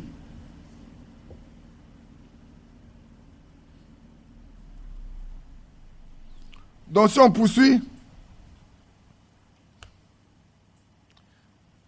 frère, je répète que frère Bernard a dit qu'il a prêché comme Paul. Hein. Il dit qu'il a prêché comme Paul. Donc si quelqu'un fait quelque chose qui est en contraire à ce que Paul a prêché, il ne va pas rentrer. Parce que lui dit, ces gens vont rentrer parce qu'il a prêché comme Paul. Tout ce qui vient en diversion par rapport à ce que lui a prêché ne rentrera pas. Si tu veux faire rentrer, prêche ce qu'il a prêché, comme il a prêché, Paul a prêché. Donc prêche comme Paul, toi aussi. Nous qui prêchons là, prêchons comme Paul. Sans nous pour la question, on peut dire, j'ai prêché comme Paul. Ça veut dire que tu as le même esprit que Paul. Ça veut dire que tu as le même esprit que Paul. Ah oui. Ça veut dire que tu as été mis à part dans le sein de ta mère pour que tu apportes la parole de Dieu. Oui, frère. Ça veut dire que toi qui parles là, tu as été mis à part depuis le sein de ta mère pour que moi vienne Dieu t'appelle pour que tu parles. Parce que tu peux parler comme Paul. Ne fabriquons pas autre chose. Maintenant, je peux poursuivre un peu.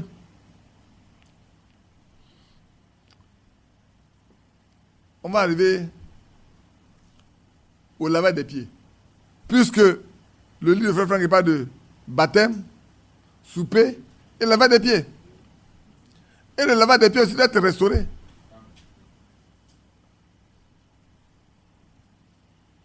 Le problème là, il y en a qui disent, c'est Frère Franck qui a dit, qu'on fait le souper avant le lavage des pieds. C'est pas Frère Franck qui a parlé. Frère Franck n'a rien dit. Frère Franck n'a fait que lire ce qui est écrit dans la Bible. Quelqu'un m'a dit, c'est Frère Branham qui fait le souper avant le lavage des pieds. Oh, normalement, ce n'est pas correct. C'est pour ça qu'on cherche si Judas a partagé la Sainte Seine. Tout ça là, c'est pour voir s'il faut faire la Sainte Seine avant le lavage des pieds ou il faut faire le lavage des pieds avant la Sainte Seine. Donc, si on fait le lavage des pieds avant la Sainte Seine, Judas n'a pas pris la Sainte Seine. Vous n'étiez pas là. Donc, ne mentez pas. Moi, comme vous, nous avons tous lu la Bible à partir de la traduction de Louis II. Ce matin encore, j'ai pris mon Nouveau Testament grec. J'ai lu. J'ai 2 traductions qui sont Saint-Martin et le roi Jacques, qui ne sont pas partis sur la base de Louis II. Je vais regarder bien ici. Voilà. Saint-Martin, la version du Séguin, là, c'est pas parti sur la version Louis II. Le roi Jacques n'est pas parti sur la version Louis II. Alors, à quel moment le Seigneur a-t-il fait le lavage des pieds? Seule la Bible doit nous aider. Frère Branham lisait le roi Jacques. Frère Franck lit le roi Jacques.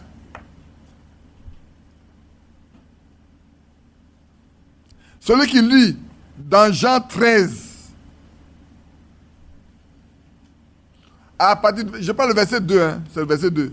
Tout se trouve dans le verset 2. Ceux qui lisent le roi Jacques, chapitre 13, Jean chapitre 13, le verset 2, il lira ceci. Le souper prenant fin. Le souper se terminant. Voilà ce qui est écrit dans le roi Jacques. Tu prends Saint-Martin, j'ai ça devant moi. Et après le souper. Saint-Martin dit, et après le souper. Donc le souper a été fait. Déjà pour la question. La Sainte Seine et le souper, c'est la même chose. Frères, soyons chrétiens. Le Seigneur a dit, allez me préparer la Pâque. Au moment où ils sont en train de manger, il a instauré la Sainte Seine au cours du repas. Vous voulez séparer les deux? Séparez les deux. Au cours du repas là, il a instauré la Sainte Seine. Ils sont en train de manger, puis il dit, voilà ceci, et voilà cela. Point. On dit, après que le souper soit fini maintenant, il s'est levé pour faire le lavage des pieds. C'est ce que je lis chez Roi Jacques, je vais lire. Et après le souper, le démon ayant déjà mis au cœur de Judas Iscariote, fils de Simon, de le trahir, et Jésus, sachant que le Père lui avait donné toutes choses entre les mains, et qu'il était venu de Dieu, et que s'en allait à Dieu, se leva du souper, et ôta sa robe. Et ayant pris un linge, il se saignit. Là, il s'est levé. Le souper est terminé. Quand vous mangez, que vous avez fini, est-ce que vous n'êtes pas encore à temps? Si vous n'avez pas encore débarrassé la table, vous n'êtes pas encore à temps? Vous êtes toujours à temps? Si en ce moment, là, on vous envoie ceux qui boivent du vin, on leur envoie du vin, on dit qu'ils ont mis du vin après le repas. Frères, ne cherchons pas d'histoire. Lisons la Bible. Frère Branham a lu Roi Jacques. Il a lu Scofield. Frère Franck lit Bengay en allemand. Il lit Roi Jacques en anglais. Il ne peut pas prêcher autre chose que ce qui est écrit dans sa Bible. Maintenant, si pour toi, tu dis, pendant le souper, tu fais pendant le souper, fais la Sainte-Seine, fais de laver les pieds. Au moins, tu fais le souper, là, tu fais la Sainte-Seine. Hein. Oui, parce que c'est au moment du souper. Donc, alors que tu es en train de distribuer le pain, tu fais en même temps la Sainte-Seine. Tu fais en même temps de laver les pieds. Tu dois le faire, ensuite tu dois le faire concomitamment. Mais on dit pendant le souper. Parce que tu ne peux pas me déterminer à quel moment du souper sera instauré la Sainte-Seine. Tu ne peux pas me le déterminer. Tu ne peux pas dire, ils ont mangé jusqu'à arriver à telle minute, et de telle minute à telle minute, il a fait ça, et après il a fait ça. Tu ne peux pas me le dire. Donc si tu dis, pendant le souper là, on dit pendant le souper, cela, donc au moins il est en train de mettre la Sainte-Seine là, tu te fais, en même temps tu fais chose. Tu fais laver des pieds, tu fais concomitamment. Parce que si tu le fais après, c'est après. Ou bien tu le fais avant. Quand tu le fais avant là, tu ne fais pas la Sainte-Seine. Hein. Fais le souper là. Donc tu fais établir le souper entier. Tu mets tout là. Ce que vous devez manger, vous mettez ça ensemble. Au moins vous êtes en train de manger là. C'est pas dans le souper. Au moins vous mangez là, vous faites sur le laver des pieds. Alors vous serez conforme aux Écritures. Mais oui, on dit pendant. Chez moi ici, quand je prends Jean 13 dans Louis II, Scofield, voilà ce que je lis ici. Pendant le souper. On n'a pas dit pendant la Sainte Seine. On dit pendant le souper. Je parle de la Sainte Seine. On dit c'est le souper. La Sainte, on dit c'est le souper du Seigneur. Toi, tu dis, tu as la Sainte Seine dans le souper, d'accord. Mais on dit pendant le souper. Dis-moi à quel moment a eu la Sainte Seine et quelle est la partie du souper qui ne te concerne pas. Dis-moi, frère. Dis-moi. Moi, je n'ai pas ou je ne sais pas. Maintenant, si tu fais ça avant de venir t'asseoir à table pour manger, c'est que tu n'as pas fait ça pendant le souper. Si tu fais le lavage des pieds là, avant de venir distribuer ton pain, tu n'as pas fait ça pendant le souper. Pendant le mot pendant est très clair. Hein? On n'a pas dit avant le souper. On dit pendant le souper. Là, je pose un problème vraiment à ceux qui discutent inutilement. Comme on doit parler français, vous voulez parler français, c'est pendant le souper, c'est au cours. J'ai Osteval qui dit au cours du souper. Osteval dit au cours du souper. Donc, au moment où, si tu fais ça avant le souper, c'est pas possible. Tu dois être en train de distribuer à la fois et le pain et faire en même temps le lavage des pieds. Pour que tu sois conforme à ce que tu penses.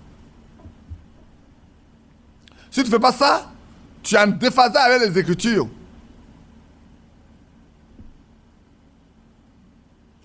Si vous me prenez pour un fou, laissez-moi tranquille.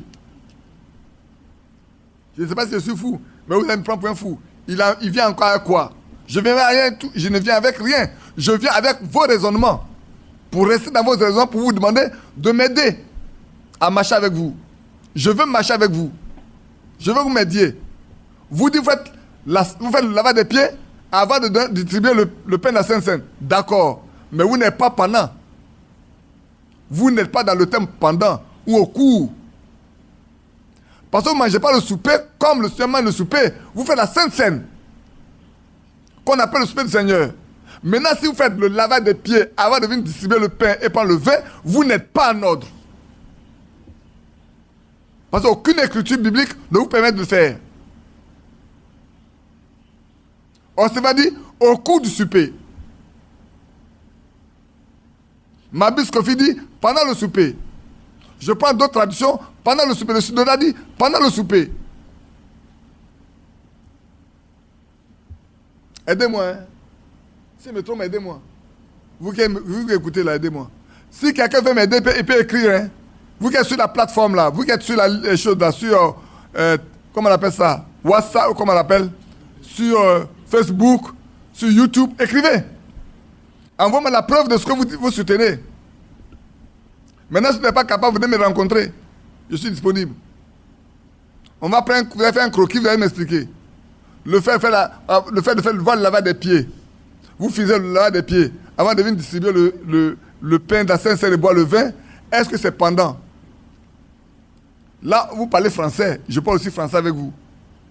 Je ne suis pas académicien, mais le mot pendant, on peut prendre un dictionnaire pour savoir ce que ça veut dire. Au déroulé du souper. Au déroulé du souper, il s'est levé. Donc, au déroulé du souper, il s'est levé pour faire la Sainte-Seine, pour faire le lavage des pieds. Donc, avant le déroulé du souper, vous devez vous lever pour faire le lavage des pieds. Donc, c'est d'être concomitamment. Même si le mot n'existe pas, n'a pas été dans la Bible, je vais vous aider. Mais ne le faites pas avant. Parce qu'avant n'est pas pendant. Avant n'est pas pendant. Hein. Religieux que vous êtes là. Dénominationnel. Non, avant n'est pas pendant. C'est deux mots différents. Comment les conjugations de coordination, non? C'est ça, non? Avant, pendant. C'est comme ils sont ce sont les adverbes. C'est adverbe de temps. C'est deux adverbes de temps. Avant n'est pas égal pendant. Les deux adverbes de temps sont différents. Tu ne peux pas mettre pendant à la place de avant, ni avant à la place de pendant. Avant, c'est avant. Pendant, c'est quand ça se déroule. Donc, si tu fais ton lavage des pieds là, avant de faire la Sainte-Seine, c'est pas pendant. Il faut que tu notes ça. Soyez remplis du Saint-Esprit, les choses sont faciles pour vous, frère. Pourquoi chercher des difficultés là où il faut parler? Vous partez prendre des adverbes de temps et vous ne savez même pas comment les placer pour aider les frères dans la foi.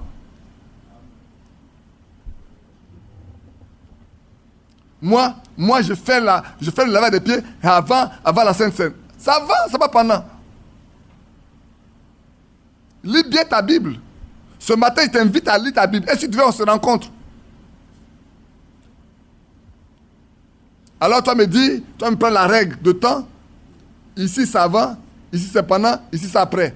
On va tracer. Voilà. Ici, ça, c'est avant. Ici, c'est pendant. Ici, c'est après.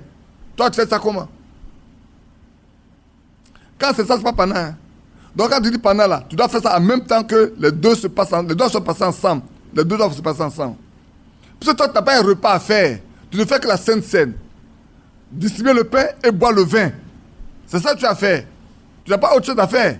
C'est que ça fait. En ce moment-là, au moment où tu es en train de distribuer le vin et le pain, tu dois aussi faire le lavage des pieds. Là, c'est pendant.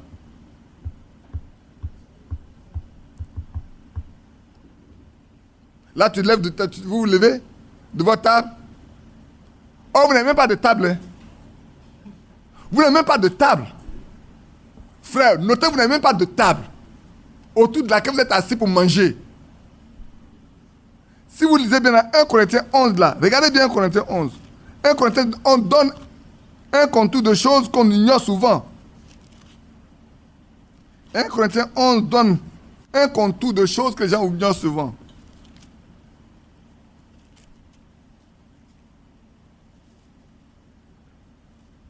Je lis après le verset 17. Et après, je vais venir lire le verset 33, 34. En donnant cet avertissement, ce que je ne loue point, c'est que vous vous assemblez non pour devenir meilleurs, mais pour devenir pires. Et d'abord, j'apprends que lorsque vous réunissez en assemblée, il y a parmi vous des divisions, et je le crois en partie. Car il faut aussi qu'il y ait des sectes parmi vous, afin que ceux qui sont approuvés soient reconnus comme tels au milieu de vous. Donc, lorsque vous vous réunissez, ce n'est pas pour manger le repas du Seigneur. Car quand on se met à table, là ils se mettent à table, hein. Eux ils se mettent à table. Chacun commence à prendre son propre repas. L'apôtre Paul fait un reproche clair. Eux ils ont une table où ils mangent ensemble. Et ils font la Sainte Seine. Parce que chacun prend son propre repas. L'un a faim, l'autre a soif. L'autre a faim, l'autre a faim et l'autre est ivre. Il y en a beaucoup, hein. Il y a beaucoup de vin là-bas. N'avez-vous pas des maisons pour y manger et boire, ou méprisez-vous l'église de Dieu et faites-vous honte à ceux qui n'ont rien? Que vous dirais-je? Vous louerai-je? En cela, je ne vous loue point. Et c'est là qu'il commence à dire, car j'ai reçu ce que vous avez enseigné. Maintenant, quand vous arrivez au verset 33, il dit, ainsi mes frères, lorsque vous réunissez pour le repas, attendez-vous les uns les autres. Si quelqu'un a faim, qu'il mange chez lui.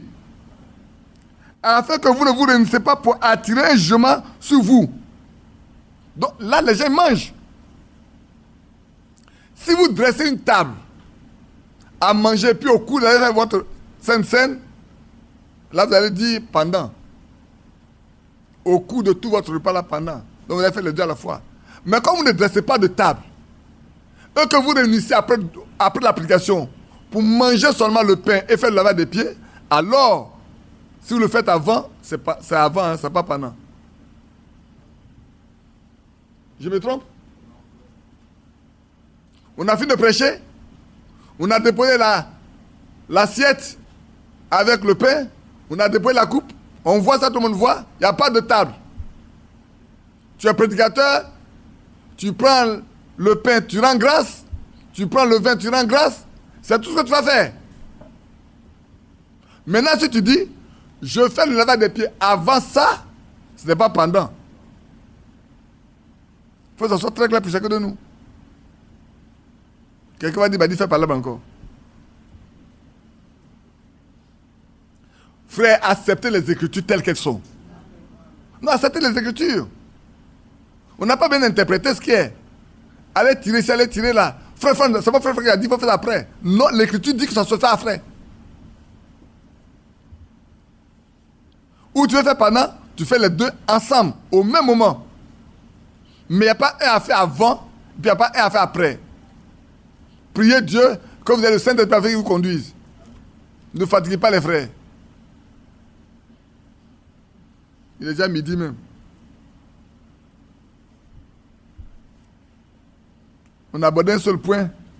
On n'a pas encore fini. C'est vrai. Pourtant, on pourra arrêter puis continuer l'après-midi.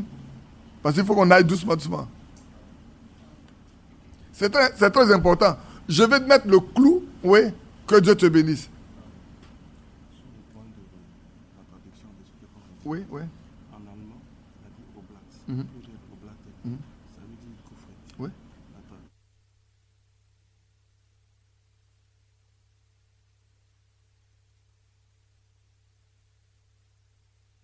Maintenant, en anglais, le traducteur en anglais a dit. Le ouais, fait.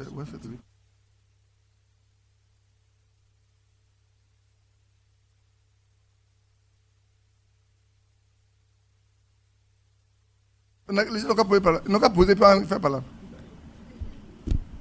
Faut pas. On dit en négociation, tu ne donnes pas toutes les armes.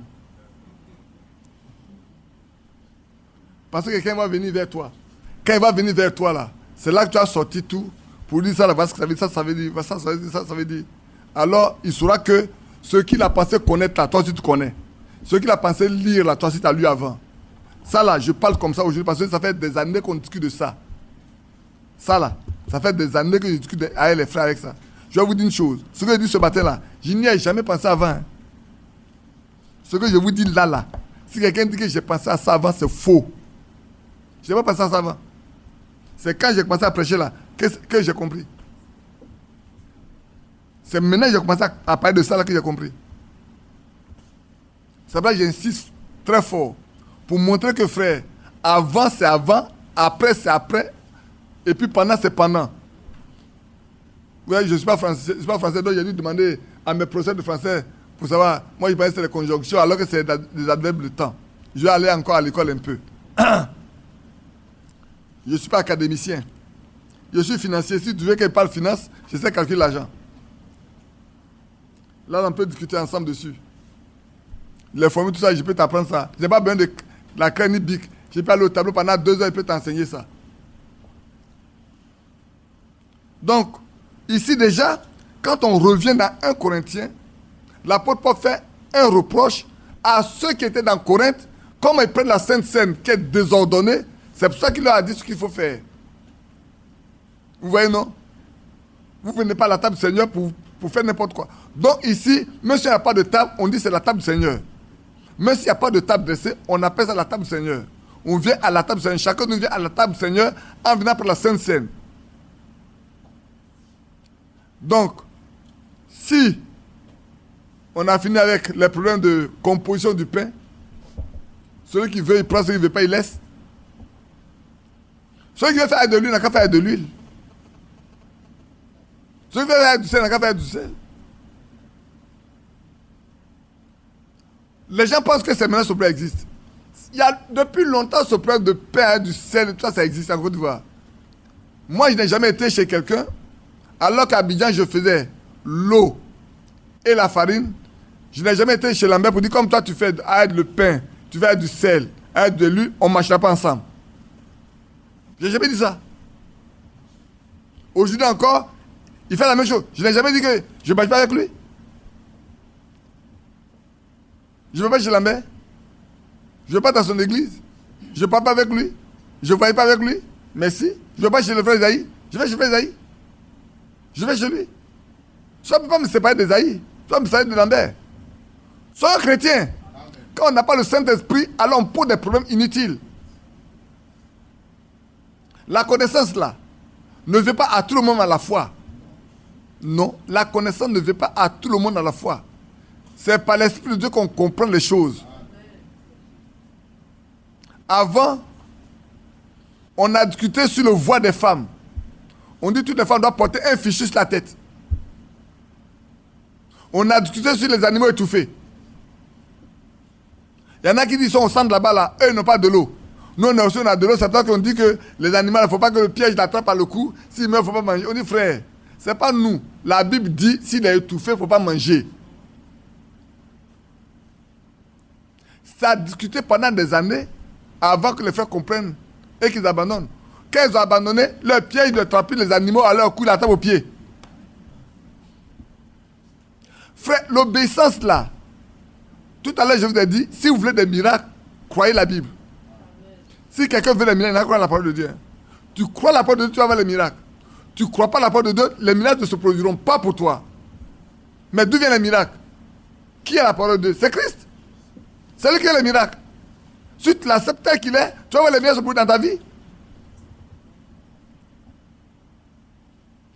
Et c'est vrai.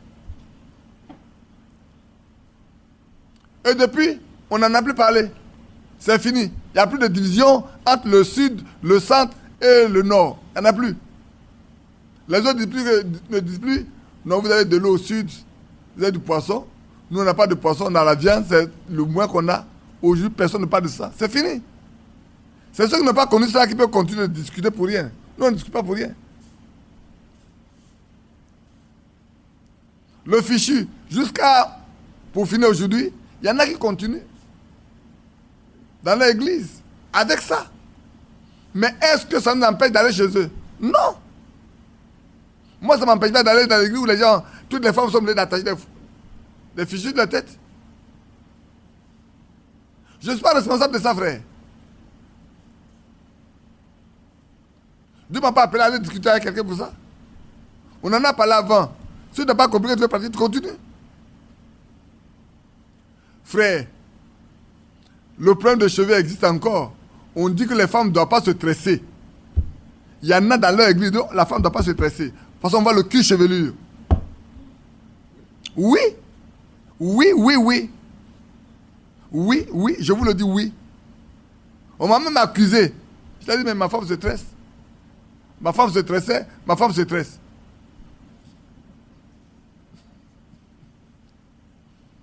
Ma femme se tressait, ma femme se tresse. Si quelqu'un veut, je peux donner les 2 photos des 2 femmes. Parce qu'il y en a eu 2 dans ma vie. Oui, oui, oui. Et j'en ai parlé à frère, il dit, frère, regarde ce que la Bible dit. La Bible dit se parer de tresse. Le mot parure là, est important. Si vous enlevez le mot parure, tout ce que vous dites n'a pas de sens. Prenez le mot parure là d'abord avant d'aller. C'est-à-dire aujourd'hui, ces femmes-là, avant frère, allez-y prendre le Moyen Âge. Prenez les cheveux des femmes. Ça fait la distinction entre la prostituée, entre la femme simple et la noble. Chaque catégorie a sa manière de se traiter, avant de faire ses cheveux. En leur temps, pour rentrer dans l'église, ce qui est noble a sa manière de faire. Ce qui n'a rien du tout a sa manière de faire, et la prostituée doit avoir ses cheveux. L'apôtre Paul, l'apôtre Pierre, l'apôtre Paul sont d'accord pour dire, ça ne doit pas exister au milieu de vous. C'est pas ça que vous devez mettre votre accent. Ce que vous devez voir là, c'est l'état de votre cœur. Qu'est-ce que Dieu regarde? Dieu ne regarde pas votre apparence. Ne vous préoccupez pas. Ça va passer. Votre cheveu va passer. Vos ornements là, ça va passer. Non, oubliez le mot parure. Je vais peut-être vous allez savoir. En 2022 là, j'ai rencontré des frères à Akouré. J'ai parlé avec eux là-dessus. 2022. Hein. On a quelle année? 2022, non. J'ai fait pour vous la question. Pour vous dire maintenant, aujourd'hui, où on parle là, j'ai traité ce problème avec des frères à Akouré. À Dmana Yapi. Des frères sont venus. Je les ai appelés. Vous avez tel problème, non? D'accord. Venez vous asseoir. Prenons les Écritures là. Prenons 1 Pierre, prenons 1 Timothée. On va lire. J'ai dit, frère, le mot principal dans ça, c'est le mot parure. Si vous ne tenez pas compte du mot parure, ce que vous dites là n'a plus de sens. Prenez parure. Ne faites pas de problème à vos soeurs. Vous partez demander aux femmes de se friser les cheveux, après ça se casse. Après, il y a des trous partout. Elles deviennent quoi? Des chauves. Vos soeurs sont chauves. Comme c'est désordonné, elles ont même peur de mettre un ciseau pour couper un peu. Parce que la femme ne doit pas couper ses cheveux. Voilà la situation dans laquelle vous les mettez. Laissez les femmes traiter leurs cheveux comme Dieu les conduit. Vous les hommes, qu'est-ce que vous avez à voir avec les problèmes de femmes? Vous les prédicateurs là, prêchez la Bible. Et puis priez pour que Dieu aide des soeurs dans ce qu'elles doivent faire. Quelqu'un a dit, mais si c'est le cas, pourquoi toi tu parles de choses, de mèches? Moi, je n'irai pas aux gens pour parler. Hein. Je ne regarde pas aux femmes pour parler. Quand je suis à la chair, quand ça vient, je parle. Et puis je connais mon chemin. La fois dernière, je lisais quelque chose, frère Branham dit, si de telles personnes viennent à l'église, je suis prêt à les chasser. Il dit, hein, frère Branham, toi, tu as chassé des femmes de ton église. On dit que moi, j'ai chassé les hommes, les femmes, là, je ne suis pas un serviteur de Dieu. Toi aussi, tu chasses les gens. J'ai le texte avec moi. Il dit, de telles personnes, elles viennent là, il va les mettre dehors. Parce qu'elles ne se comportent pas bien. Ici, c'est un lieu saint. On ne peut pas aller dans la maison de Dieu pour faire n'importe quoi, frère. On ne peut pas dire qu'on va dans la maison de Dieu pour vivre comment, pour marcher comment, pour parler comment. Pour manger du chignon, placa, placa, placa, placa. Les gens sont, ils écoutent la parole de Dieu, et puis c'est le chignon qu'on attaque. Son voisin qui est à côté de lui attache le chignon seulement. Mais c'est vrai. Vous pensez qu'on n'a pas vu? On en a vu. Mais c'est vrai. Revenons à notre sainte scène. Frère, si nous croyons que Élie de Malachie 4 est le prophète de la fin des temps, si vous croyez que la parole de Dieu ne vient qu'aux prophètes et que Dieu révèle ses secrets à ses prophètes, alors reconnaissons que celui que nous avons reçu, c'est un prophète et que nous sommes assis sur l'enseignement des prophètes et des apôtres. Ce que les apôtres ont prêché là, il est venu nous confirmer pour nous y ramener. C'est pour ça qu'il peut dire qu'il a prêché comme Paul. Vous voyez que Pierre n'a jamais parlé de la Sainte Seine. Pourquoi? Il sait comment il faut faire. Chez eux, c'est une pratique normale. Ils étaient tous à la table. Personne ne va venir discuter avec eux. Les Corinthiens sont des païens qui sont revenus à la foi. Et qui ont un désordre au milieu d'eux. L'apôtre Paul met l'ordre. Et c'était pour nous. Parce que frère, sinon, comment on allait faire aujourd'hui? On allait se fracasser. Hein? Déjà, même alors que le frère en a parlé, qu'il a mis dedans, on se bat. Et si on n'en a pas parlé alors? Et qui s'est mis à faire ça, on a dit, mais sur quelle base il a fait ça? Mais on oublie que la base se trouve dans la Bible. Notre Christ ne doit pas été immolé. Eux que nous avons fait la Pâque. Parce qu'il a dit que nous devons faire le lavage des pieds. Dans les religions, on ne fait pas le lavage des pieds. Les gens ne font pas le lavage des pieds. Je vais vous dire une chose. Nous, quand on parlait de ça, quand on est venu au message, on parlait de ça avec les enseignements de Dieu, parce que c'est eux qu'on connaissait. Les gars ont dit non. C'est un modèle d'humilité. On n'est pas obligé de le faire. Oui. Les pasteurs ensemble qu'on a rencontrés, c'est ce qu'ils ont dit. C'est un modèle d'humilité. Ça veut dire qu'on doit être humble. Parce qu'avant, chez les Juifs, c'est les hommes de basse classe qui lavent le pied des autres. C'est pour ça que Pierre ne voulait pas que le Seigneur lui lave les pieds. Pierre lui savait. C'est les gens de basse classe. Parce que vous savez bien que les gens dans la rue là, il y a tous les déchets que les moutons, les bœufs laissent. Ils marchent dedans avec leurs chaussures. Ça sent mauvais. Quand ils arrivent devant la porte de quelqu'un, on enlève tout, on lave son pied avant de rentrer dans la maison. Pour ne pas qu'il ait la mauvaise odeur. C'est tout. Donc c'est les gens de basse classe qui lavent les pieds des gens qui rentrent.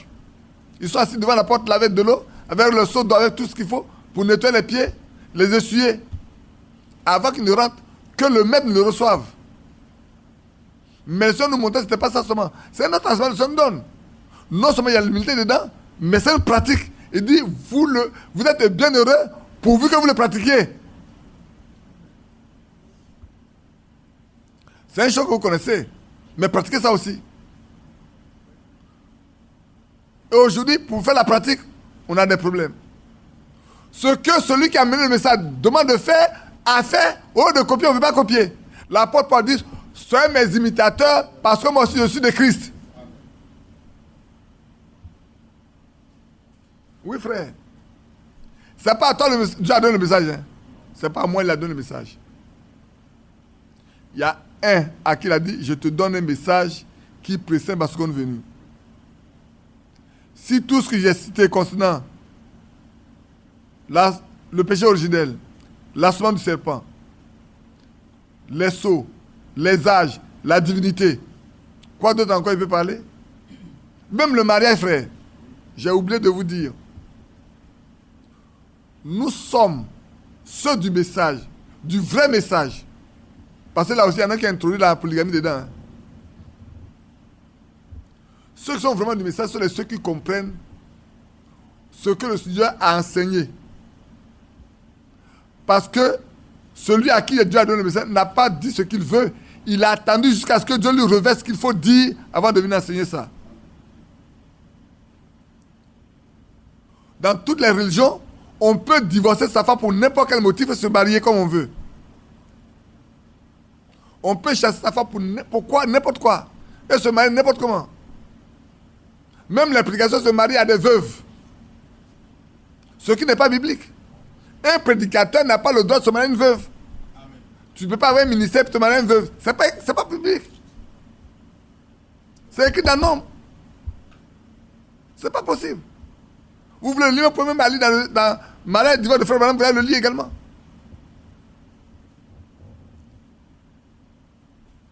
Ils se marient même à des femmes qui ont divorcé. Chez eux, une femme qui a... Mais il y a des gens qui... Il y a des prédicateurs qui font tout pour arracher des femmes à leur mari. Le mari divorce et puis la marie. En oubliant que, aussi longtemps que son mari est vivant, elle est soit adultère, si elle se marie. C'est écrit dans Romains, non? C'est écrit dans 1 Corinthiens.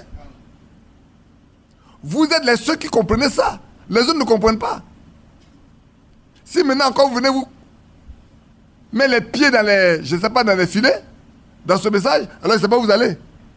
Pourquoi le message est venu alors? À quoi vous sert le message? Pour sortir pour faire une nouvelle religion que vous appelez le message? Ou de marcher ce que Dieu a donné à cette fin de temps?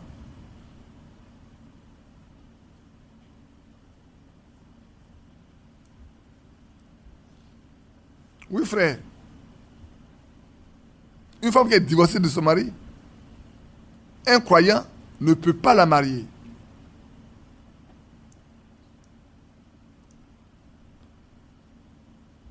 Et c'est vrai. Que Dieu nous bénisse. Il est déjà 12 heures, le midi. Je pense qu'on va s'arrêter là. Vous laissez aller prendre votre déjeuner. Et puis le soir, on va regarder un peu la restauration de l'église aussi. On a encore quelques points. Si on n'a pas pu finir, là aussi il y a beaucoup de choses à dire. Parce que nous sommes au temps où tout doit être vraiment remis sur le chandelier. Que Dieu nous bénisse.